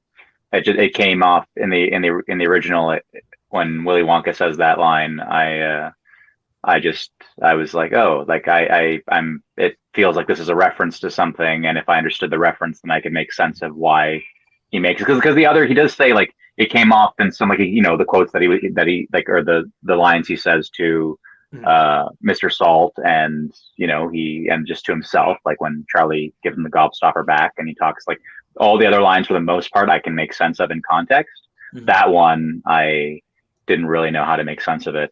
Like I don't know what. I can't remember when it falls in the original, but just looking at it now, I think it's just the overarching question or theme that's being explored about, well, we'll bring it back so we can see it. Where is fancy bread in the heart or in the head? It's that nature versus nurture issue. It's like, are the kids this way in their heart? Like, is this just what their nature is, or is it something that's been learned and taught by the parent? Yeah, but it's like that seems like it only addresses the heart head part of the line. Like, what's fancy bread? Why call Oh, well, like I mean, a I'm kid's thinking that nature? it's a pre-existing quote that kind of vaguely. Well, yeah, that's what I'm assuming. Yeah. Yeah, that's what I'm assuming, and therefore, if I understood that context of the original quote, then I could, make sense of it.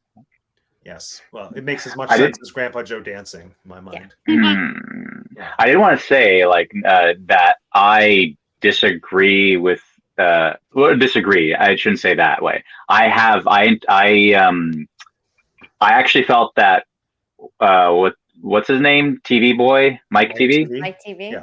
Yeah, I actually felt that Mike TV in the remake, his excessive aggression and violence did seem excessive to me. Like, it was not normal in my view. Like, I saw it the other day. Where are you coming to us from, Alex? Where are you coming to us from? Canada. From Canada. Yeah. Oh, That's why he seemed so normal to me in 2005. Guess who that kid grew up to be? Like, I mean, it's No, that makes sense. Yeah, it's the whole country. yeah. Maybe, and that's why. Yeah, that's why I changed my statement from disagree. It's not a matter of disagreement. It's that from my perspective and whatnot. Like, it to me, I was like, oh, like, this kid seems totally abnormal and problematic in that way. But so that's why I wanted to bring it up, though, because I think that's an interesting point. It's like we talked about earlier, like, even generationally, like, how these kids speak to anybody, and I think that really affects what you take away from this movie. Like, heaven forbid you identify with one of those children, and you're like, oh man, well, that's eye-opening. So it's I think that's really interesting. Yeah. I think the really interesting thing that I just thought of that you just inspired me with what was just said is just looking at how in between both versions of the films, they kept the nationalities for all of the kids, which I think is in some ways complementary to what all of their vices are. Like, Mike TV in both of them is an American, and in both films, I think they're leaning into American, like, violence entertainment culture, whether it's with guns and competitiveness and pride. Competitiveness, with Violet, with greed in a very snooty way with the Salt family, and then like Oktoberfest gluttony for Augustus. So it's just interesting to note that hasn't changed. Well, I guess Augustus Gloop, with the name, he will always have to be a German. But still, the other kids, they could have easily switched them for the remake to be from anywhere. They could have made them all American if they had so desired. So I think that's interesting. Kind of going hand in hand with the original movie makes a fascinating choice they worked very hard to not let you know where it's taking place, like where Wonka's factory is or where Charlie lives. Whereas in the new one, it's very clearly England. England, yeah. No, and that's entirely because Freddie, what's his face, Higglemore, was cast. That's the guy. And he was cast, and they were like, well, he's British, so I guess that has to influence the movie. So now his whole family's British, and here we are. And it makes sense because, Roald Dahl is English. But is that something that anyone had ever noticed, that in the original movie, they don't let you know where it's taking place? No, I had always assumed it was England, I think. Oh, interesting. Oh, really? Why? Yeah, I had the buildings just look so different. Like, it doesn't look like an American.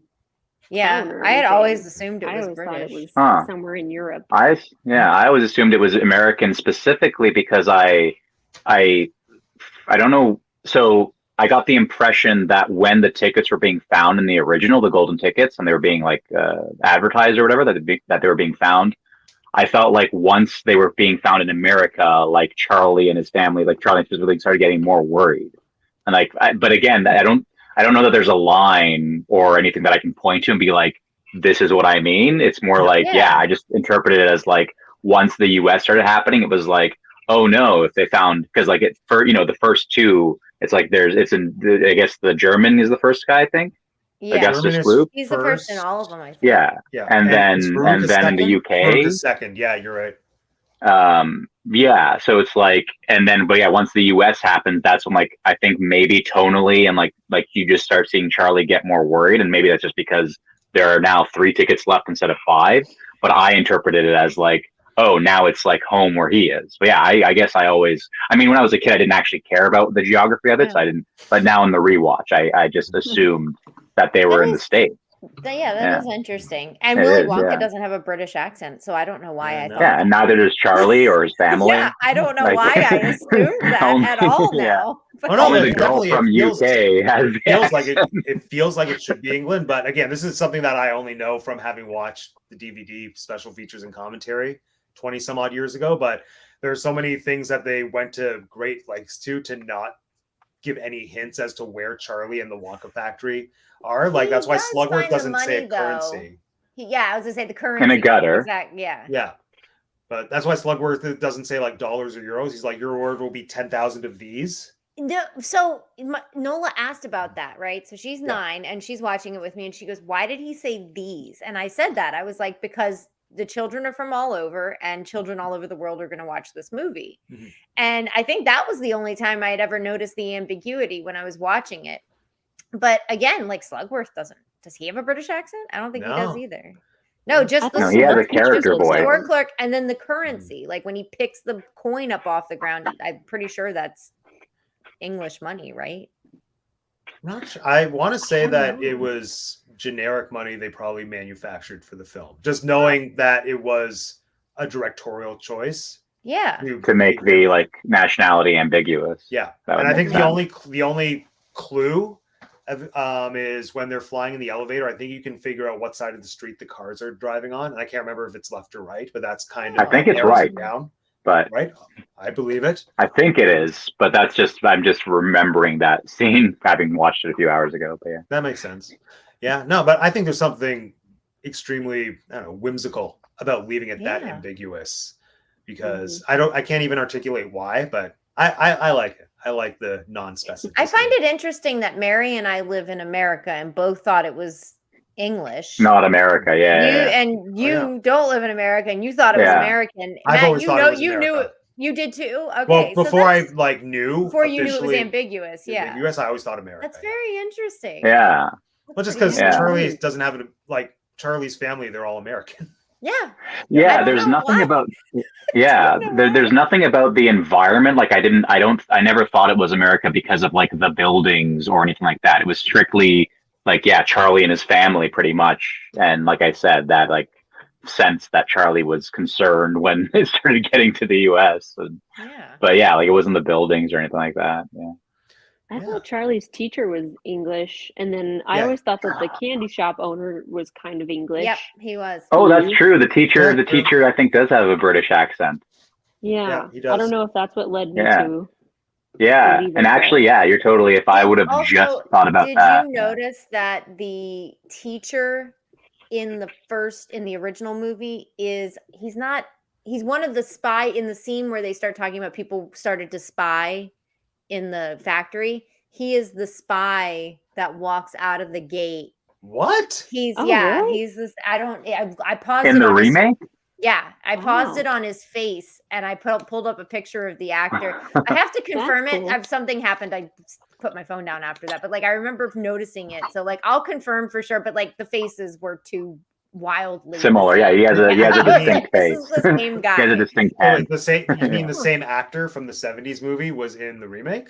Yeah. Why? That's so cool. That's the Yeah. claim, yeah. Yeah, and the age, enjoy like that. he looked about the right, like he would have been in his 20s, maybe during the first one, 20s, maybe early 30s, right? Mhm. And he looked like he would have been in his late 50s, so that made sense. Yeah. I enjoy that. Huh. Fascinating. Yeah. I feel like there should have been more cameos. So I guess now let's move into how did people feel about the directing, since Tim Burton is such a notable director that's known for his style and the way that he puts movies together. I think a big selling point for the remake was him as the director. So how do we just feel about what he did with it up against, I don't even remember who directed the original, but even though I don't know his name, I much prefer the choices overall that were made directorially in the original. And I don't want to go into too many specifics, but I think the best way to display or to communicate why I like the original better is to, in terms of direction, is to just look at how Charlie's family and their poverty is communicated. Because I think this is something that stood out to me on this rewatch of the original, is how tragically true to life it is.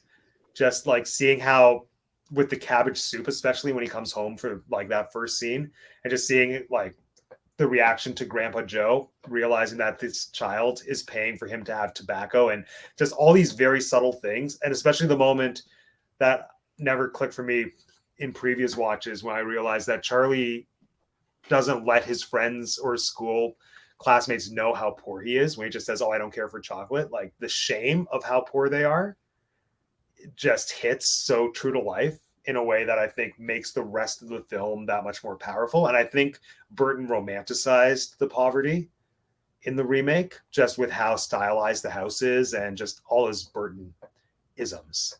So yeah, just across the board, I think there's a subtlety and a nuance to the original that Burton can't touch. So yeah, Jeanette, what do you think?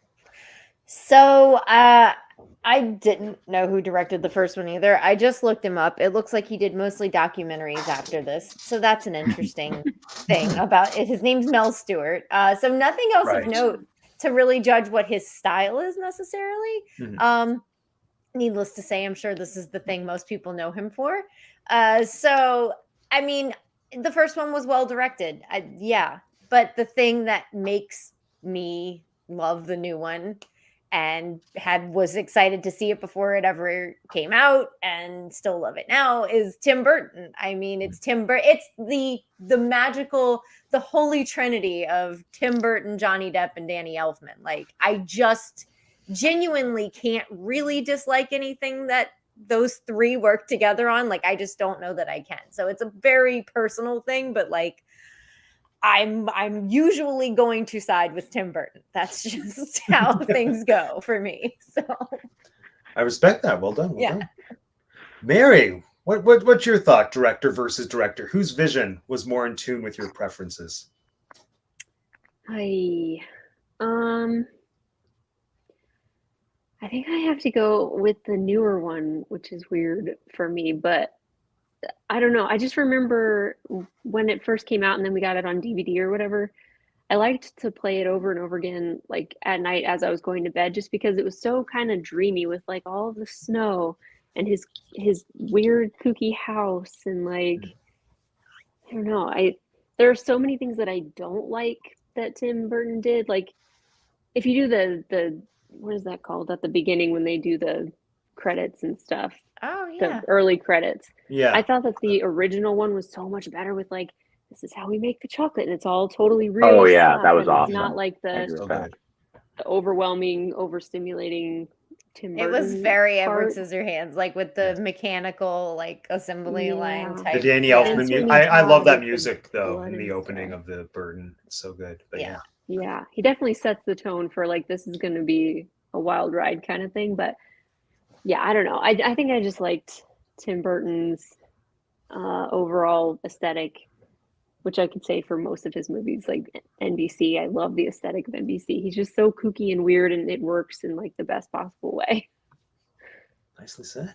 Alex, director versus director. Yeah, I liked the original. The direction seemed superior to my based on my taste and my experience. Yeah, the new one, I thought like, with the CGI, the colors, I actually thought like it might then maybe like is related to the way we watched it, but the vibrancy of the because we put on the original on the same television as well. Like the colors of the original, like to me, were way more vibrant. The original was way more colorful. The Burton one felt gray and dull throughout the entirety of the film, even when they did have colors on there. I guess the exception maybe was like the fireworks that seemed neon. But yeah, like the factory itself was this big gray CGI block. Yeah, it was just like compared, like the different rooms in the original just seemed so much more interesting to me. And it really, a lot of it came down to the color, I think, the palette. For me, but yeah, and I already commented on the Oompa Loompas and like the songs and the way those looked, like how they were obviously CGI. I mean, they had to be with the same actor for multiple Oompa Loompas, but yeah, the first one was cohesive. It everything like I just think it's a really good, well put together film. And scenes. The second one to me was the sort of like nonsensical kind of jumbled journey. Things that necessarily seem connected. They're the random like mountain that they're the Fudge Mountain or whatever. Even the fireworks, like the Oompa Loompas shooting target practice, preparing for the Great War to come. It was and I don't know how much of that can be like attributed to the director versus like the screenplay writer, etc. But like I just the overall experience seemed less cohesive, and the style, like I like Tim Burton films, in not all of his films, like there are plenty that I think are terrible. This one, the Shadows one, whatever that one was called. Dark Shadows was fun. Dark Shadows. Dark Shadows. I thought you were talking. Yeah, sorry. Then I realized I was thinking of The Shadow, and that's not even the movie I'm thinking of. I'm thinking of The Phantom. So. Okay. I'm also not like I'm not a Tim Burton diehard myself, but there are a few of his films that I really enjoy. I really enjoyed Edward Scissorhands. I thought the first one way better. Nicely said. Well done. Well done. So let's now do Wonka's versus Wonka. Who's everyone's favorite Wonka and why? Hi. Well, actually, let's have Jeanette go last. I think you're going to have the most interesting answer. Maybe. I'll have the least interesting answer, so I'll go first. I'm just full team Gene Wilder because I just think it was a perfect marriage of Gene Wilder as a performer and Wonka as a character that was put out into the world, and casting characters of that nature that are so wild and whimsical that I don't know, like you need a very special person to be able to do justice to it, especially if it's the first time ever that it's going to be brought to life on screen. Like, I just think he was absolutely perfect. And the stuff that Gene specifically brought to the character, I think he had an understanding of his version of Wonka that was just so insightful and perfect. Like, there's the story about how he said he would only do the movie if he could orchestrate and design Wonka's first appearance in the movie, which is that whole sequence with the cane and then flipping over. And he said, I want to do this because it's an indication that everything I'm doing is calculated and you don't know what's true and what's not. I'm like, that's brilliant. I love it. And I just, he carries the movie. And I didn't realize how little of the movie he's in comparatively. Like, just since everything's streaming now, I'm much more aware as to where in the timeline things happen. And he doesn't come in until almost an hour into the film. And it feels like he's there for the entire thing because his presence is just so everything. And Johnny Depp wasn't as bad as I had remembered him to be. I don't even think he was bad. I wouldn't say it's a bad performance. He made big choices. I respect that as an actor. I like certain moments that he had, but he's not #not my Wonka. There it is. Yes. Mary, what do you think? I'm going to go with Gene Wilder as well for all the reasons that you said. Like, overall, the whole movie, I would have to choose the original. There are some cool things in the newer one, but Gene is definitely, and he said a line from Mary Poppins, which was probably not intentional, but which one? He did. He said, a thing of beauty is a joy forever. I heard it today and I had never heard it before. And I was like, Mary Poppins says that. When does Mary Poppins say that? When she brings out the plant from her carpet bag. Yes. A thing of beauty is a joy forever. And then he says it as they're about to get onto the thing that puts the suds all over everybody. The Wonka car thing. Yeah. The The Wonka wash. It's not what it's called, but it should be. Yeah. Yeah, that thing. Love that. Alex, pick your Wonka. Well, you know what? I love the original so much, but in this case, I'm going to have to go with Gene Wilder. He's just... I was like, there's no way. Yes, that was an intentional joke. Haha. Yeah. Gene Wilder. Yeah, I agree in principle with what your assessment was of like Johnny Depp. I thought he did he definitely made strong choices, and I thought, and here's the kind of something I wanted to, or I don't know, it keeps popping in my head, this point where it's like, for me, I never read the book. I had no, like, for most of, I haven't read any Roald Dahl. So all these films, like, I have nothing to compare them to aside from what I hear from you folks. Um, so my experience is like, I watched the original. That's the only reference I had for Willy Wonka. That was Willy Wonka, Gene Wilder, the whole world. So when I watched the remake, that's what I was comparing it to. And it was like, okay, the remake, standalone film, great. Absurdist nonsense, very entertaining. Johnny Depp, crazy madman, very entertaining. But is he Willy Wonka? No. Is this the world of Willy Wonka and Charlie? No. This is something else. Or if it is that, it's very bad, in my opinion. But so yeah, I thought Johnny Depp was perfect, did a great job in his crazy Mad Wonka. And maybe compared to the books, maybe the remake has all kinds of like things that actualize and manifest the books more effectively than the original, right? So like the Chocolate Palace. Yeah, all those little tales were back at like where the Oompa Loompas came from and all that. Like all that was back in there. Yeah. So Gene Wilder.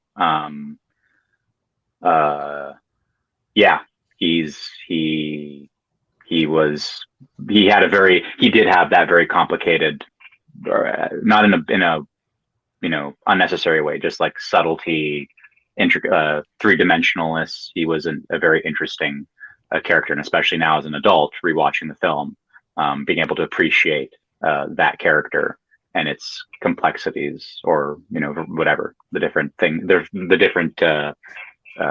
aspects to his character that he reveals. Yeah, very cool. Very cool. And I guess on that note too, I don't think Johnny Depp has dimensionality. As much as I enjoyed his performance and it was entertaining for what it was, crazy madman, I want to say that I did not experience three-dimensionality from his character. I don't recall. He had those severe daddy dentist issues. That's consistent with being a crazy person, which is what he was the entire time. So I don't see that as a variation of what he was doing. Okay. But yeah, I also anyway. Yeah. Okay. Jeanette. So I'll start with the hot take and then I'll explain. So okay. I like Johnny Depp's character, what that is for what it is more. Gene Wilder is a better Wonka, if that makes sense. Okay. Like, he's a better Wonka. He has more warmth. I think he fills what that character should be for that story, maybe a touch more than Johnny Depp's character does.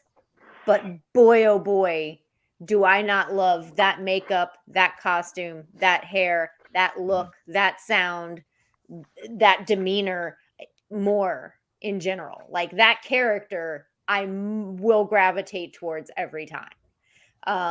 They both have great one-liners, but I find that original Wonka, his are like derived from already existing quotes, whereas new Wonka, the line about cannibalism, the amount of times I've used that line in my life that probably weren't like right, but I just found a way to use it.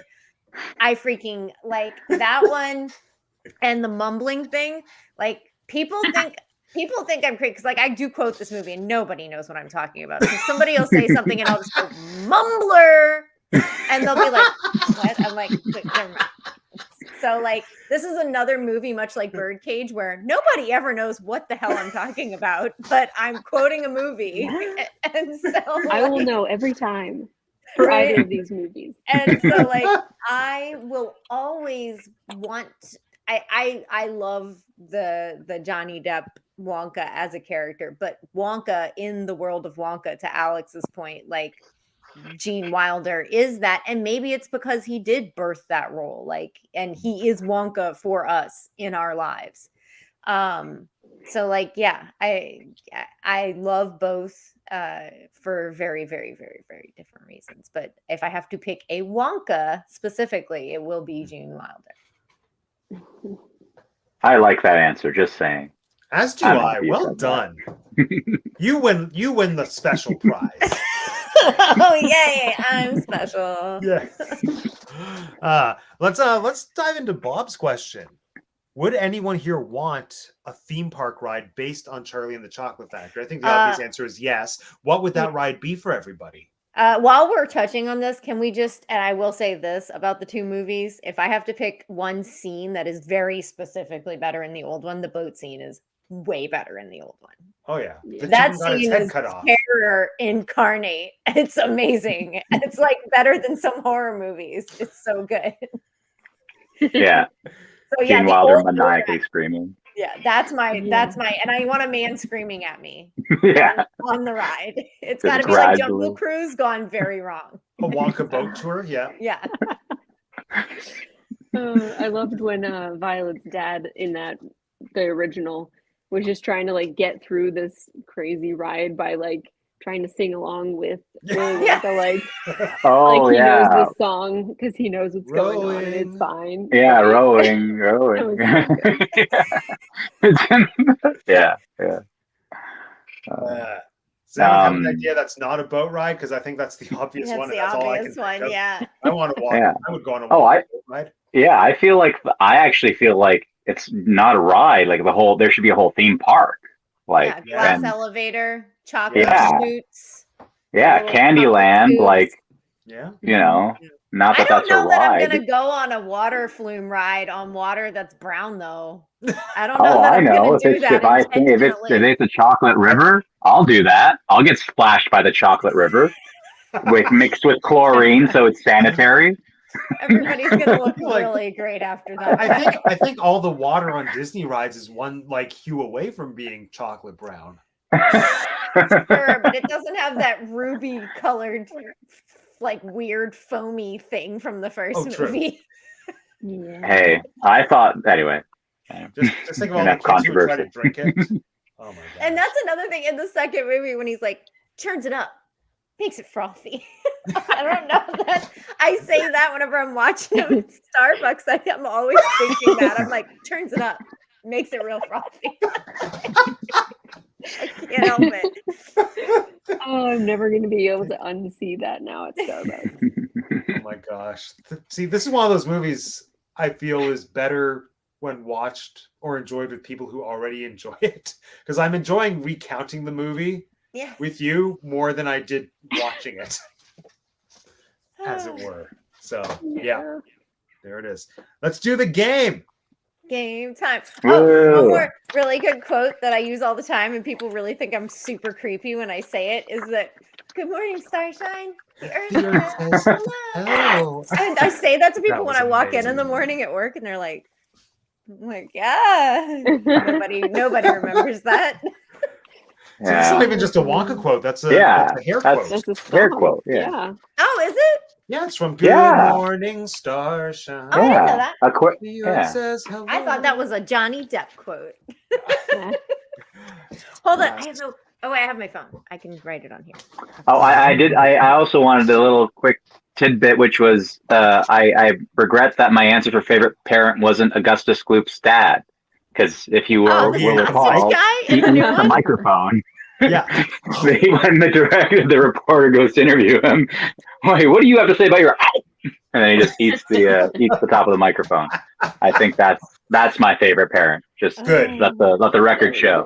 It's a good answer. It's a good answer. Yeah. All right. So for tonight's game, you're gonna name chocolate bars. Oh, nice. I'm going to describe a chocolate bar, and you have to tell me what the chocolate bar is. I've made a point of picking bars that are, for the most part, available in both Canada and the US that are the same thing in both countries. Very good. Yes. I was very There better be a Bueno in there. What's a Bueno? How dare you, sir? It's Kinder. Oh, yes. No, it's not in there. I forgot. I tasted a bueno for the first time the other night, and it was It's very clearly not that confusing. It's a memorable. Spanish named. What is it? German Kinder? I assume Yeah. so. It's a So. Spanish named German candy being sold in different countries. Mhm. Very confusing. So feel free to play along in the chat. Here we go. So the game is called Name That Chocolate. Not super original, but it is what it is. So your first chocolate bar that you're naming, it is composed of chocolate, nougat, peanuts, and caramel. Ah. Now I discovered that there are 2 answers that are viable, so it opens up the pool. Like if You're saying they're both correct. there are 2 mainstream chocolate bars that have those Oh yeah. components, and like And either of only those. I'll accept. Yeah. Cool. Yes, but I won't accept a chocolate bar that say has those plus other stuff. Yeah. Like you need to give me the bar One that has is those specific things. one is by Mars and one is by Hershey's. I think so. Yeah.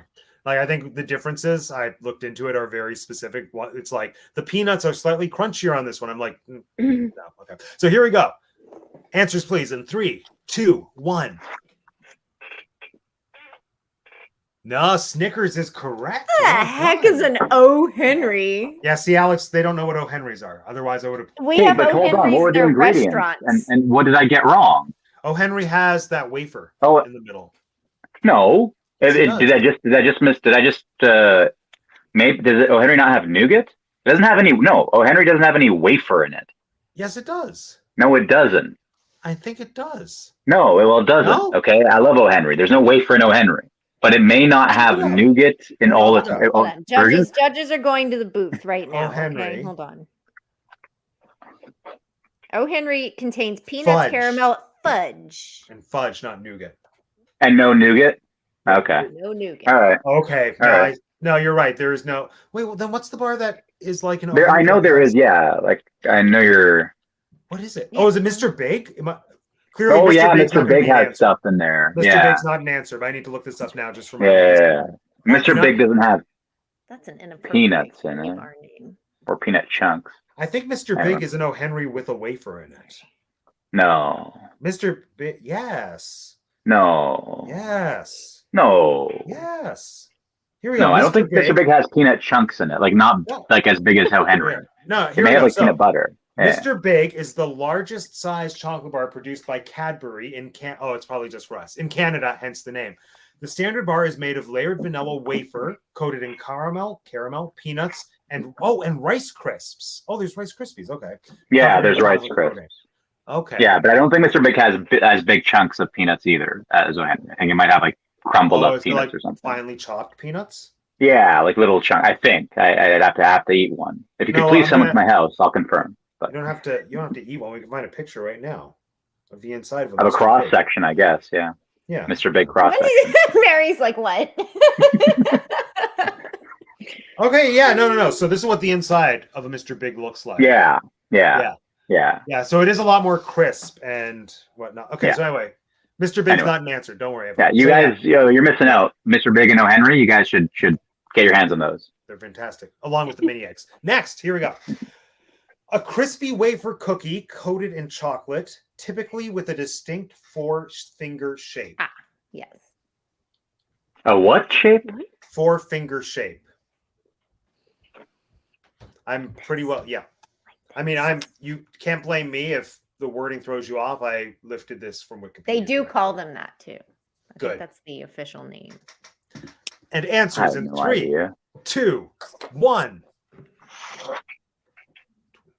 Kit Kat. We were looking for Kit Kat. Twix only has 2, doesn't it? Yeah. And Did it's you just write totally Orca? different. No, I wrote Oreo. Oh, did you write Orca? What is that? Yeah, it does look like Orca though. Yeah. Okay. Next, nougat and caramel covered in milk chocolate. So it's a milk chocolate bar that is encasing nougat and caramel. Okay. Is it caramel or caramel? It's caramel. My kind of game. Caramel? Or caramel. Caramel. I'll Not do that. caramel. Caramel. Or caramel. Sometimes people. You confused me even more. Answers in 3, 2, 1. Oh, I was still thinking. Oh, okay. Never mind. Put it down, Oh. Jenna. Put it down. I did. I wouldn't have gotten that. Wait, what did Jeanette say? What did Jeanette No, say? it's too late. Alex, write down your answer. Milky Way. I wrote IDK. I don't have any idea. I need to Oh. think about it. Wait, what did you say, Jeanette? No, we're looking for Mars. What? The Mars bar. Which is a Milky Way. Nougat, caramel, and chocolate. Is that all that's in a Mars bar? Yeah, Mars bar is just a double layered. Do we even have Mars bars? Yeah, we don't have Mars What? bars. Hold on. Mars bar has a nougat in it? Yeah, that's what the fluffy part is. I thought it would be like fudge. Well, that's No, Apropos. that's nougat. That's nougat. Oh wait, hold on. Oh. Oh yeah, never. Yeah, you call Mars bars Milky Way, so you can get the point. Okay. There we go. Nougat is Milky Way. Okay, that's what it is then. Musketeers the fluffy shit. Yeah. Wait, who's talking to you, Mary? He's giving away future answers. Oh, sorry. My husband. My earbud died, so he can hear you guys now. Okay, good. Okay, next. Okay, this is a chocolate bar that is a combination of milk chocolate and crisped rice. So Rice Krispies, essentially, in a chocolate bar. All right, say it again. I know that one. This is a chocolate bar. It's a very simple chocolate bar. It's a combination of milk chocolate and crisped rice. So Rice Krispies, more or less. Okay. But like not branded as Rice Krispies, because obviously. Okay, answers in 3, 2, 1.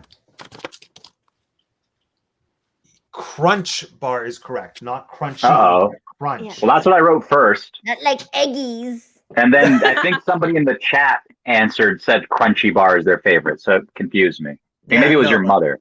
No, Don't it read the was- chat. That's cheating, yeah. Alex. No, this was at the beginning of the show. Oh. Matt threw it in the video. Yeah, Crunchy. crunchy. Yeah, but no, a crunchy. Well, I don't think they have crunchy in the States, do they? No, we don't. Oh, Is it yeah. what is it crunchy versus a crunch bar? Crunch bar is what we just Is described. it's so it's crunchy like with that- cookie?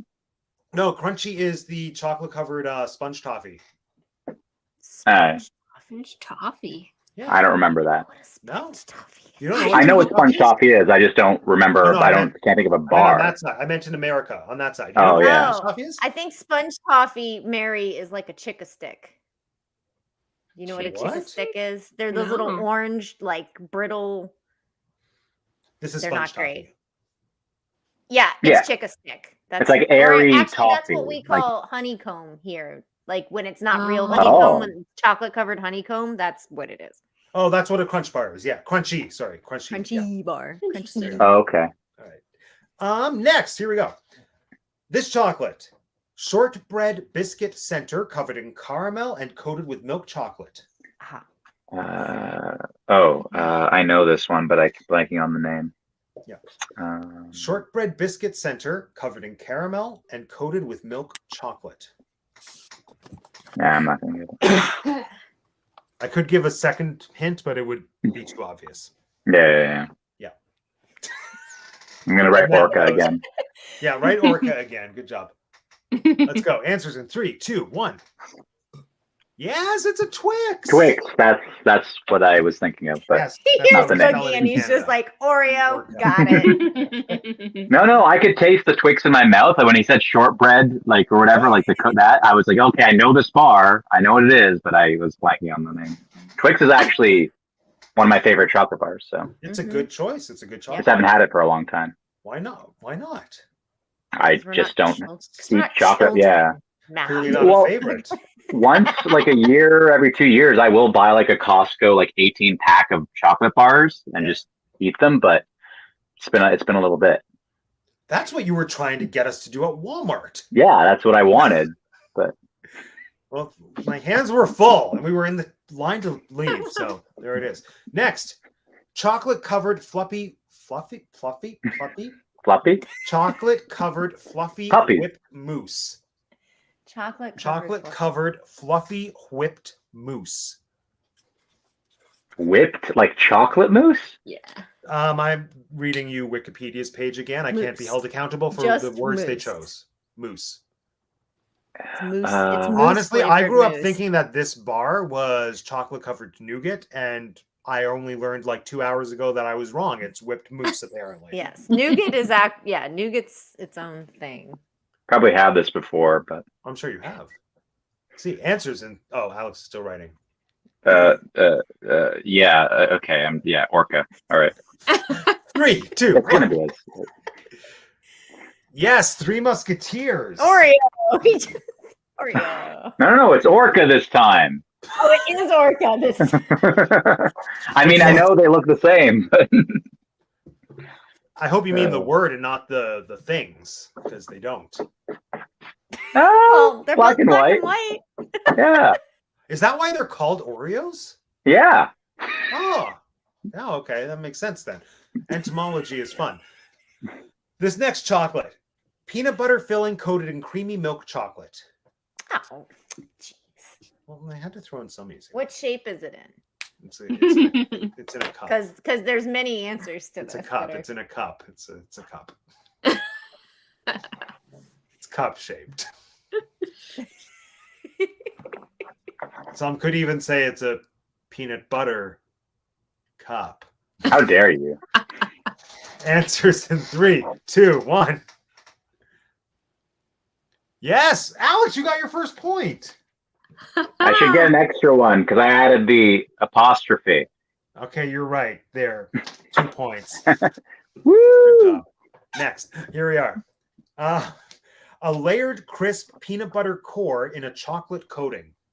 Layered crisp. Oh, Layered, crisp peanut butter core in a chocolate coating.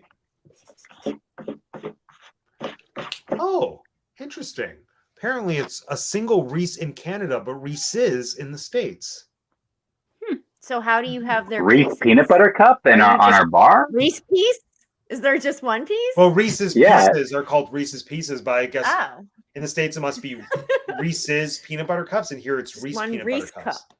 Except ironically, our Allegedly. packaging, we get 3 in one package and you get 2. we can get as many as we want or as few as we want, and we can get them in every shape and size that you can possibly imagine. So, You have the Yeah. grand cup that's There's like one as big cup, as a there's fist. a big cup, there's a Yeah. thin cup, there's a 3-pack of any of those sizes. There's a There's 4-pack, Christmas a trees, there's 6-pack, an pumpkins. 18-pack. Yeah. No, the greatest is the Easter Reese because that gives you the most peanut butter to chocolate ratio. Yes. And Scientific. Yeah, the egg Yeah, shaped the one. eggs. Yeah. So good. So yes, again, a layered crisp peanut butter core. Oh, in a I erased chocolate it. We coating. never showed it. Hold on. We didn't show it. 3, 2, 1. Yes, Butterfinger. We have to make an orca bar now or find I out if know. one exists in the world. What would that even anywhere. be? Although, Martha, I feel like that might also be what a crispy crunch is. Now I want to know what isn't a crispy crunch. Wait, do you have those in the States? No, they're really good. Even though I haven't seen one in a store for a long time. I think it might be that. All right, next. Okay, this is sweetened shredded coconut topped with Oh. whole almonds and covered in milk chocolate. There's your key right there.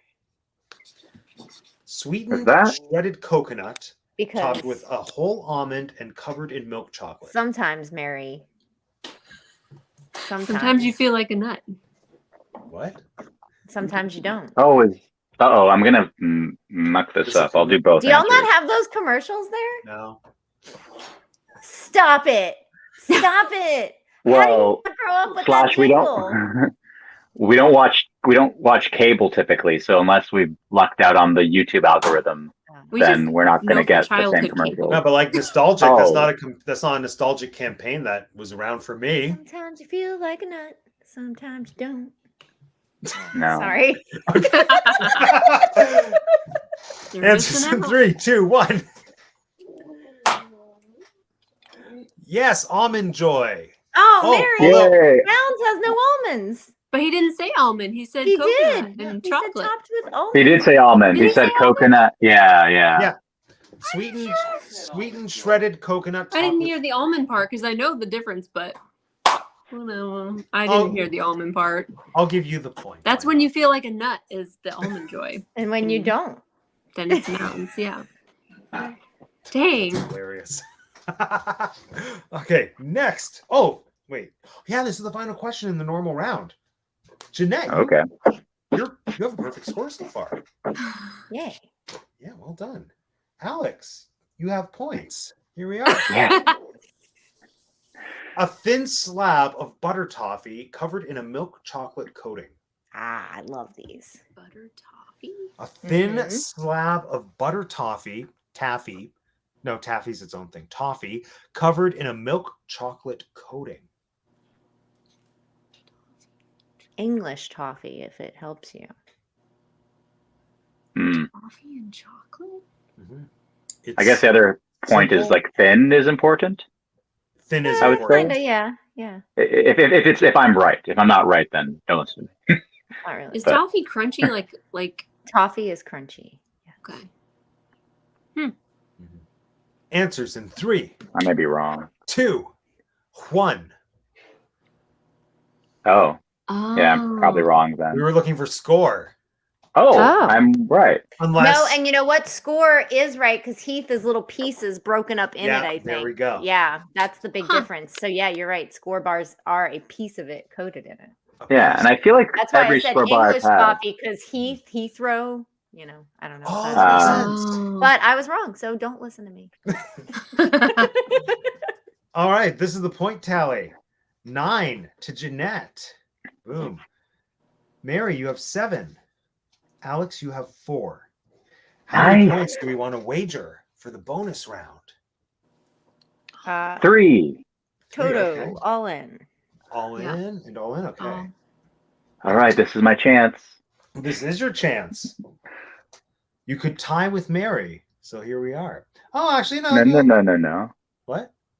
No, she wagered everything. If she loses and I lose, I win because I wagered 3 out of my 4. Yep. She would lose everything. Alex no, you're stands to right. win. I We could are. win or lose everything. Okay. Now, I don't know that. I think the bonus question might be too hard. So if nobody gets it, I have a backup bonus question. Okay. So here we are. So up until Wait a 20. minute. Yeah. And actually, Alex, this is weighed not in your favor because the chocolate bar that is the star of this question wasn't sold in Canada. But But isn't that cheating? no, because it was so good that if you appreciated chocolate, you would know the answer. This is a chocolate bar that I personally always made a point of getting if I was in the States because of how good and rare and whimsical it was. The chocolate bar in question, and I'm going to tell you the name as well. Now we're doing a reverse. So up until 2010, Nestle, under the guise of the Wonka Candy Factory, actually manufactured and sold real-life Wonka bars. They were chocolate bars that were branded as Wonka bars. What was in them? Oh, geez. Why couldn't you have asked me about the everlasting gobstoppers? I actually ate those. Oh, because that was Right. just candy Yeah. that changed color and wasn't everlasting. This is true. So, what was in? What were the components of the real life Wonka bars? Just the regular Wonka bar. Just the regular Wonka bar. Yeah. Okay. Let me know when you all have your answer. And again, it was one of my favorite chocolate bars. Anytime I went into the States, I had to find them. I would stock up. They were so good. It made me really sad whilst researching for this question to realize that they don't seem to be made anymore. I did notice I haven't seen the Wonka candy. Like I did No, used to it's buy been rebranded. everlasting gobstoppers when I would see them, and I don't Yeah. see them anymore. It's been rebranded as, I can't remember, something whimsical candy company. Hmm. So like all the same candy is being made, like Nerds and different varieties of rope and whatever, but it's not Wonka, sadly. Mhm. You know why? Oh, it's probably, and this is just a wild guess. I think it's because Netflix bought all the Roald Dahl properties a year or two ago. That would be my guess. And maybe once that happened, then they lost the licensing to, who knows? Anyway, answers, please. What do we think is in a Wonka bar? We'll go one at a time. Alex. I wrote down cookie, caramel, and milk chocolate. That sounds freaking delicious. Okay. That's what I Mary. figured. Yeah. Mary, what do you think was in a Wonka bar? I said milk chocolate and marshmallow. Oh, that also sounds delicious. No idea. Jeanette. I thought you were being sneaky, and I said it's just milk chocolate. Oh. Well, you're all wrong. So we will move on to the other question. The answer, and so simple. The closest was Jeanette. It was milk chocolate with graham cracker pieces. Okay. Oh, And it was so good. It was so simple, but it was so good. It's like a s'mores, Okay. but no marshmallow. Exactly. Yeah, Hershey's has like a don't they have like a bar that I don't know if they probably have like a complete s'mores bar, right, with like a graham Yeah. cracker base, Yeah, that chocolate, doesn't and melt. marshmallow. No, but kind of think of the Crunch bars with the Rice Krispies, but instead of Rice Krispies, it was graham cracker pieces. So they were Yum. like they were super finely chopped and interspersed evenly and beautifully through the bar. It gave a nice crunch and a nice little of that graham cracker goodness with the chocolate. It's so good. Gone now. Rest in peace. All right, here we are. And actually, this bonus question might also be too hard, but whatever. Here we are. Please spell scrumdiddlyumptious. Ah, okay. Okay. This might be harder with the finger writing. Can you use it in a sentence? No, I'm joking. Can you? Wonka's got a new one today. The scrumdiddlyumptious bar. Scrumdiddlyumptious? How does he do it? My boy, do you ask a bird why it flies? Or a horse why it runs? No, they do it because they were born to do it. Just like Willy Wonka was born to be a candy man, and you look like you were born to be a Wonkerer. Who can take a sunrise, sprinkle it in dew, cover it in chocolate and a miracle or two? The candy man. Wonka can. Okay. I'm ding. Ding. Okay, Jeanette's ready. Yeah, everyone, just let me know when you're ready. When you've spelled scrumdiddlyumptious. Ready. Ooh. Done in my most adorable kindergarten handwriting. Love it. Yes, me too. Not just my typical handwriting. So we will do this spelling bee style, where just read out your answer to me, please. Okay, scrumdiddlyumptious. S-K. Okay, yeah, go, Alex. Go. All right. Scrumdiddlyumptious.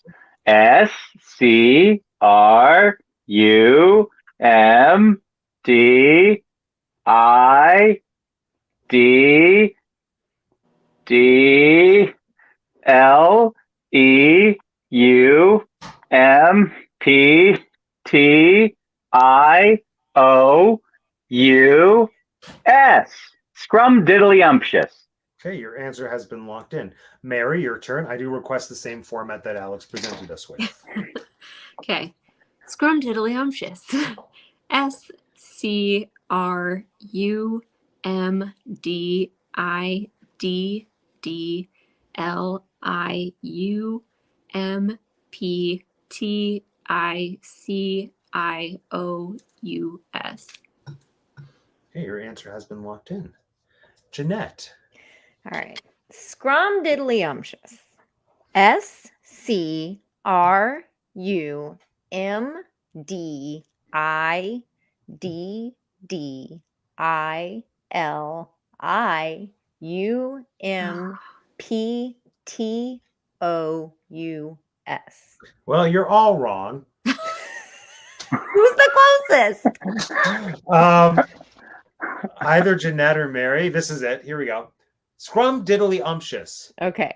SCRUMDIDDLYUMPTIOUS. Okay. I so think that I was the means closest because the only thing I got wrong was the E to the Y. I got 4 letters wrong. I got 1 letter wrong. Mary, how much did you get wrong? 1, 2, no, Okay. 3. I got 3 wrong. So I guess knowing your heart, Mary. Wait, no, Alex, you got 1 letter wrong? Correct. Okay, well, I can prove it too, but I'm sure Alex you can. wins. Well, Alex won anyway, because even if all 3 of you were wrong, which actually you were, Alex is the only one who left 1 Who point with didn't? his Yeah, wager. exactly. That's So true. Alex won. Good job, Alex. Yeah, I'm the chocolate bar man. I You win Wonka. won! I knew I you'd don't do lose, it. sir. You did. Good day. To me. I knew you would. I just knew I get you would. everything. Yeah, I was gonna say, and guess what? You actually get nothing. You actually get nothing. You lose, sir. Good day. Right. At least I would have gotten some pity otherwise, but this way, nothing. Well, there it is. Any other closing thoughts on this movie? No, I'm excited for Burton month now. Oh, yeah. Now that we've started down that rabbit hole. The announcement hasn't been made officially on the channel, Oh. but yes, Burton month is next. So we're not here next week because I canceled it, but we're starting the week after that. So 2 weeks today with Beetlejuice. So it's going to be Beetlejuice. See if I can do this without checking my list. Beetlejuice first, then Ed Wood, then Sleepy Hollow, then a bonus show for Mars Attacks because it was specially requested by both Alex and Jeanette. And anyone else is welcome to join Mars Attacks if they want to watch the Alien movie where there are aliens or something. And Sweeney Todd rounds it out. So it's going to be a fun month of dark, foreboding filmmaking with some kookiness and I'm sure bright colors and Danny Elfman music. And Johnny Depp, incidentally, is in at least half of these movies, which wasn't the plan, but that's how it went down. So there it is. Yeah. Hooray. Yay. My favorite Tim Burton film, which is Mars Attacks, which I also believe is like the least Tim Burton film of his film. Tim Burton-y of Tim Burton. Yeah. Yeah. If you compare it, like especially if you try to create like a quintessential Tim Burton like genre or style or whatever, like comparatively, Mars Attacks isn't. Yeah, it's different. I feel I would not having seen Mars Attacks, from what I know of Mars Attacks and the clips that I've seen, I think it is still very Burton-esque in some ways. I would say that his least Tim Burton movie would be maybe Big Eyes or... Oh, well, yeah. Yeah. Actually, Big Eyes would be my choice. I would say maybe Ed Wood, but we'll have a whole discussion about that in like 3 weeks probably. But no, Big Eyes is, aside from like the montages where Amy Adams is being haunted by people that look like her paintings, there's not a ton that is visually Tim Burton in that. Does Big Eyes have Johnny Depp though? No, it has Christoph Waltz. Has my yeah. Oh, that's new age Burton. That's not even. That's true. That's true. Anyway, yay, Tim Burton month. Okay, wonderful. Well, if no one else has anything closing to say about Willy Wonka, thoughts on Roald Dahl. Oh, okay, go. Closing thoughts on Willy Wonka. All right, quickly. Notable mentions. So, the Wonka in the OG when Mike TV gets shrunk and the mother picks him up, puts him in the purse. When Wonka then takes the purse right before he sends them off. Yeah, exactly. Yeah, he just swings. He just starts swinging the purse, and that's such a like unnecessarily like torturous thing to do, but so good. There's a line where I think it's when they're on the boat or getting on the boat, I think, but I'm not sure, where he's talking about, like, he's just kind of saying some vague things about what's going to happen. And he says something like, there's no telling. And then somebody says, no telling what? And then Wonka says, you see? And I thought that was notable and clever because, of course, the grammatically correct sentence would be, there's no telling what you see. And so anyway, Wonka's response of you see doesn't actually make sense grammatically. That's not like the answer would be like, no telling what you'll see would be the correct response. But he just says you see as though he's just completing the sentence of what the previous man said. Anyway, that's for me. That's not for you. And then finally, there's a scene where when Charlie gets the winning ticket right before he gets the bar, the whole like him buying the first chocolate bar with his like money, then he like greedily stuffs his face with the bar. I thought that was the first sinful flaw of Charlie's character. It's his greed. It's his latent sin and greed. It's greed. He's in gluttony, and he's just stuffing his little kid face with his little grubby fingers. That's not gluttony. And he doesn't. What? He walks away, and he has to actually think about it, but he has to actually be reminded about his family. And then he turns around and is like, oh, I guess I'll buy a chocolate bar for my family too. But at first he's just like, I want a Wonka bar all for myself. So. No, it's not that he wants. Well, it does. It's that he wants it all for himself. I don't think it's a gluttonous. He doesn't want it all for himself. But where does it go? What does he do with it? This is the first time where he has the money where he can make a frivolous purchase and he can enjoy chocolate. Because normally this is a kid who only gets chocolate one day a year on his birthday. That's not in the original film. It's heavily implied. No, it isn't. They get like 3 chocolate bars. Well, that was because of the 2 or 3. contest, and those were extenuating circumstances where the family took their emergency money to like boost his chances by double. Either way, the once a year thing, that's not relevant to the original film. That's not heavily implied. Yes, it is. No, it's heavily implied that they're like poor and that they wouldn't necessarily get chocolate every day. But once a year, that's too specific. That's not. Objection. Denied. Sustained. Motion denied. Sustained. Motion sustained. Motion denied. No. You lose, sir. All right. Well, roll the tape. We all know I won. Anyway, Mary, Jeanette, closing thoughts. I think we said it all. Oh yeah. No, but on Roll Doll, we're going to close out Roll Doll month. Closing thoughts on Roll Doll now that the month is over. I think the guy liked to see kids tortured, and he thought everybody sucked. Well said. Because he seems to not care if the parents or the children get tortured. Mary, closing thoughts on Roll Doll. Yeah, he had a rough life. I feel like he was probably bullied a lot, and very sad that his kids died. But he does some weird things to the kids in his books to make up for it, I guess. I don't know. He's an interesting fella. Alex? Yeah, I've never read a Roald Dahl book. I've seen some of his films, and I think his books must be a great source of creativity and interesting premises and worlds and stuff. And I like the darkness and the messed up stuff, but yeah, I kind of want to read his books now, I guess. There, you can buy the entire collection at Costco for $20. That sounds like a bargain. It is. I know. I almost did it, but then I didn't. No, I agree with everything everyone said. I think he was a fantastic mind for putting together these whimsical worlds and planting seeds that I believe developed into other fantastic works within a similar genre. And yeah, I enjoy all the movies. So there it is. Friends, it's time to do your sign off. So you know the drill. Tell the friends, all 9 of them, who you are, where we can find you, and anything exciting that you would like them to know. We'll start with Jeanette. So you can find me here for every movie for the conceivable future. So you can find me on Teacup for One.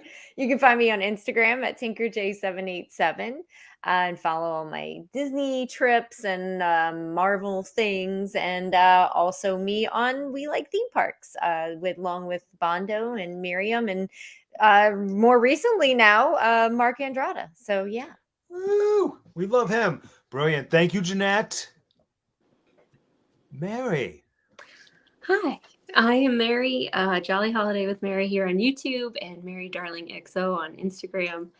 And we're just doing a bunch of Halloween and a little bit of Christmas because it's coming out stuff. I do weekly vlogs with my adorable Boston Terriers. This is Edie, one of 2. And yeah, that's pretty much it. If you like cute dogs and you like holidays and jolly things, then come on over. Oh, you can't beat that adorable puppy face kissing you. So cute. He's so silly. Thank you, friends. Alex. Hi, I'm Alex T-Tie, and I'm a friend of Matt's, and sometimes when he lets me come out and play, I'll be on his little live streams and show and stuff, and other times I'm locked away in the void, so whenever there's a chance to see me, come to Teacup for One. Okay, very good. Thank you. Thank you, Alex. Always a pleasure until we meet again. There we go. And yes, of course, this is my channel. If you're watching, please remember to like, comment, subscribe, not just to me, but do that for content for all the folks who we had here. And Alex isn't really on social media creating content, so just send good, like, thumbs up emojis into the stratosphere and they'll make their way around to him. So thank you again for all the support and for joining us for Roald Dahl Movie Marathon month and a bit. Join us on this channel, not next week, but in 2 weeks for the start of the Tim Burton Movie Marathon as we embrace the wondrous Halloweeny season. Cannot wait. And that's pretty well it. Until then, friends, thank you so much for joining us. My name is Matt, and I have 2 degrees, and this has been the Tea Cup for One.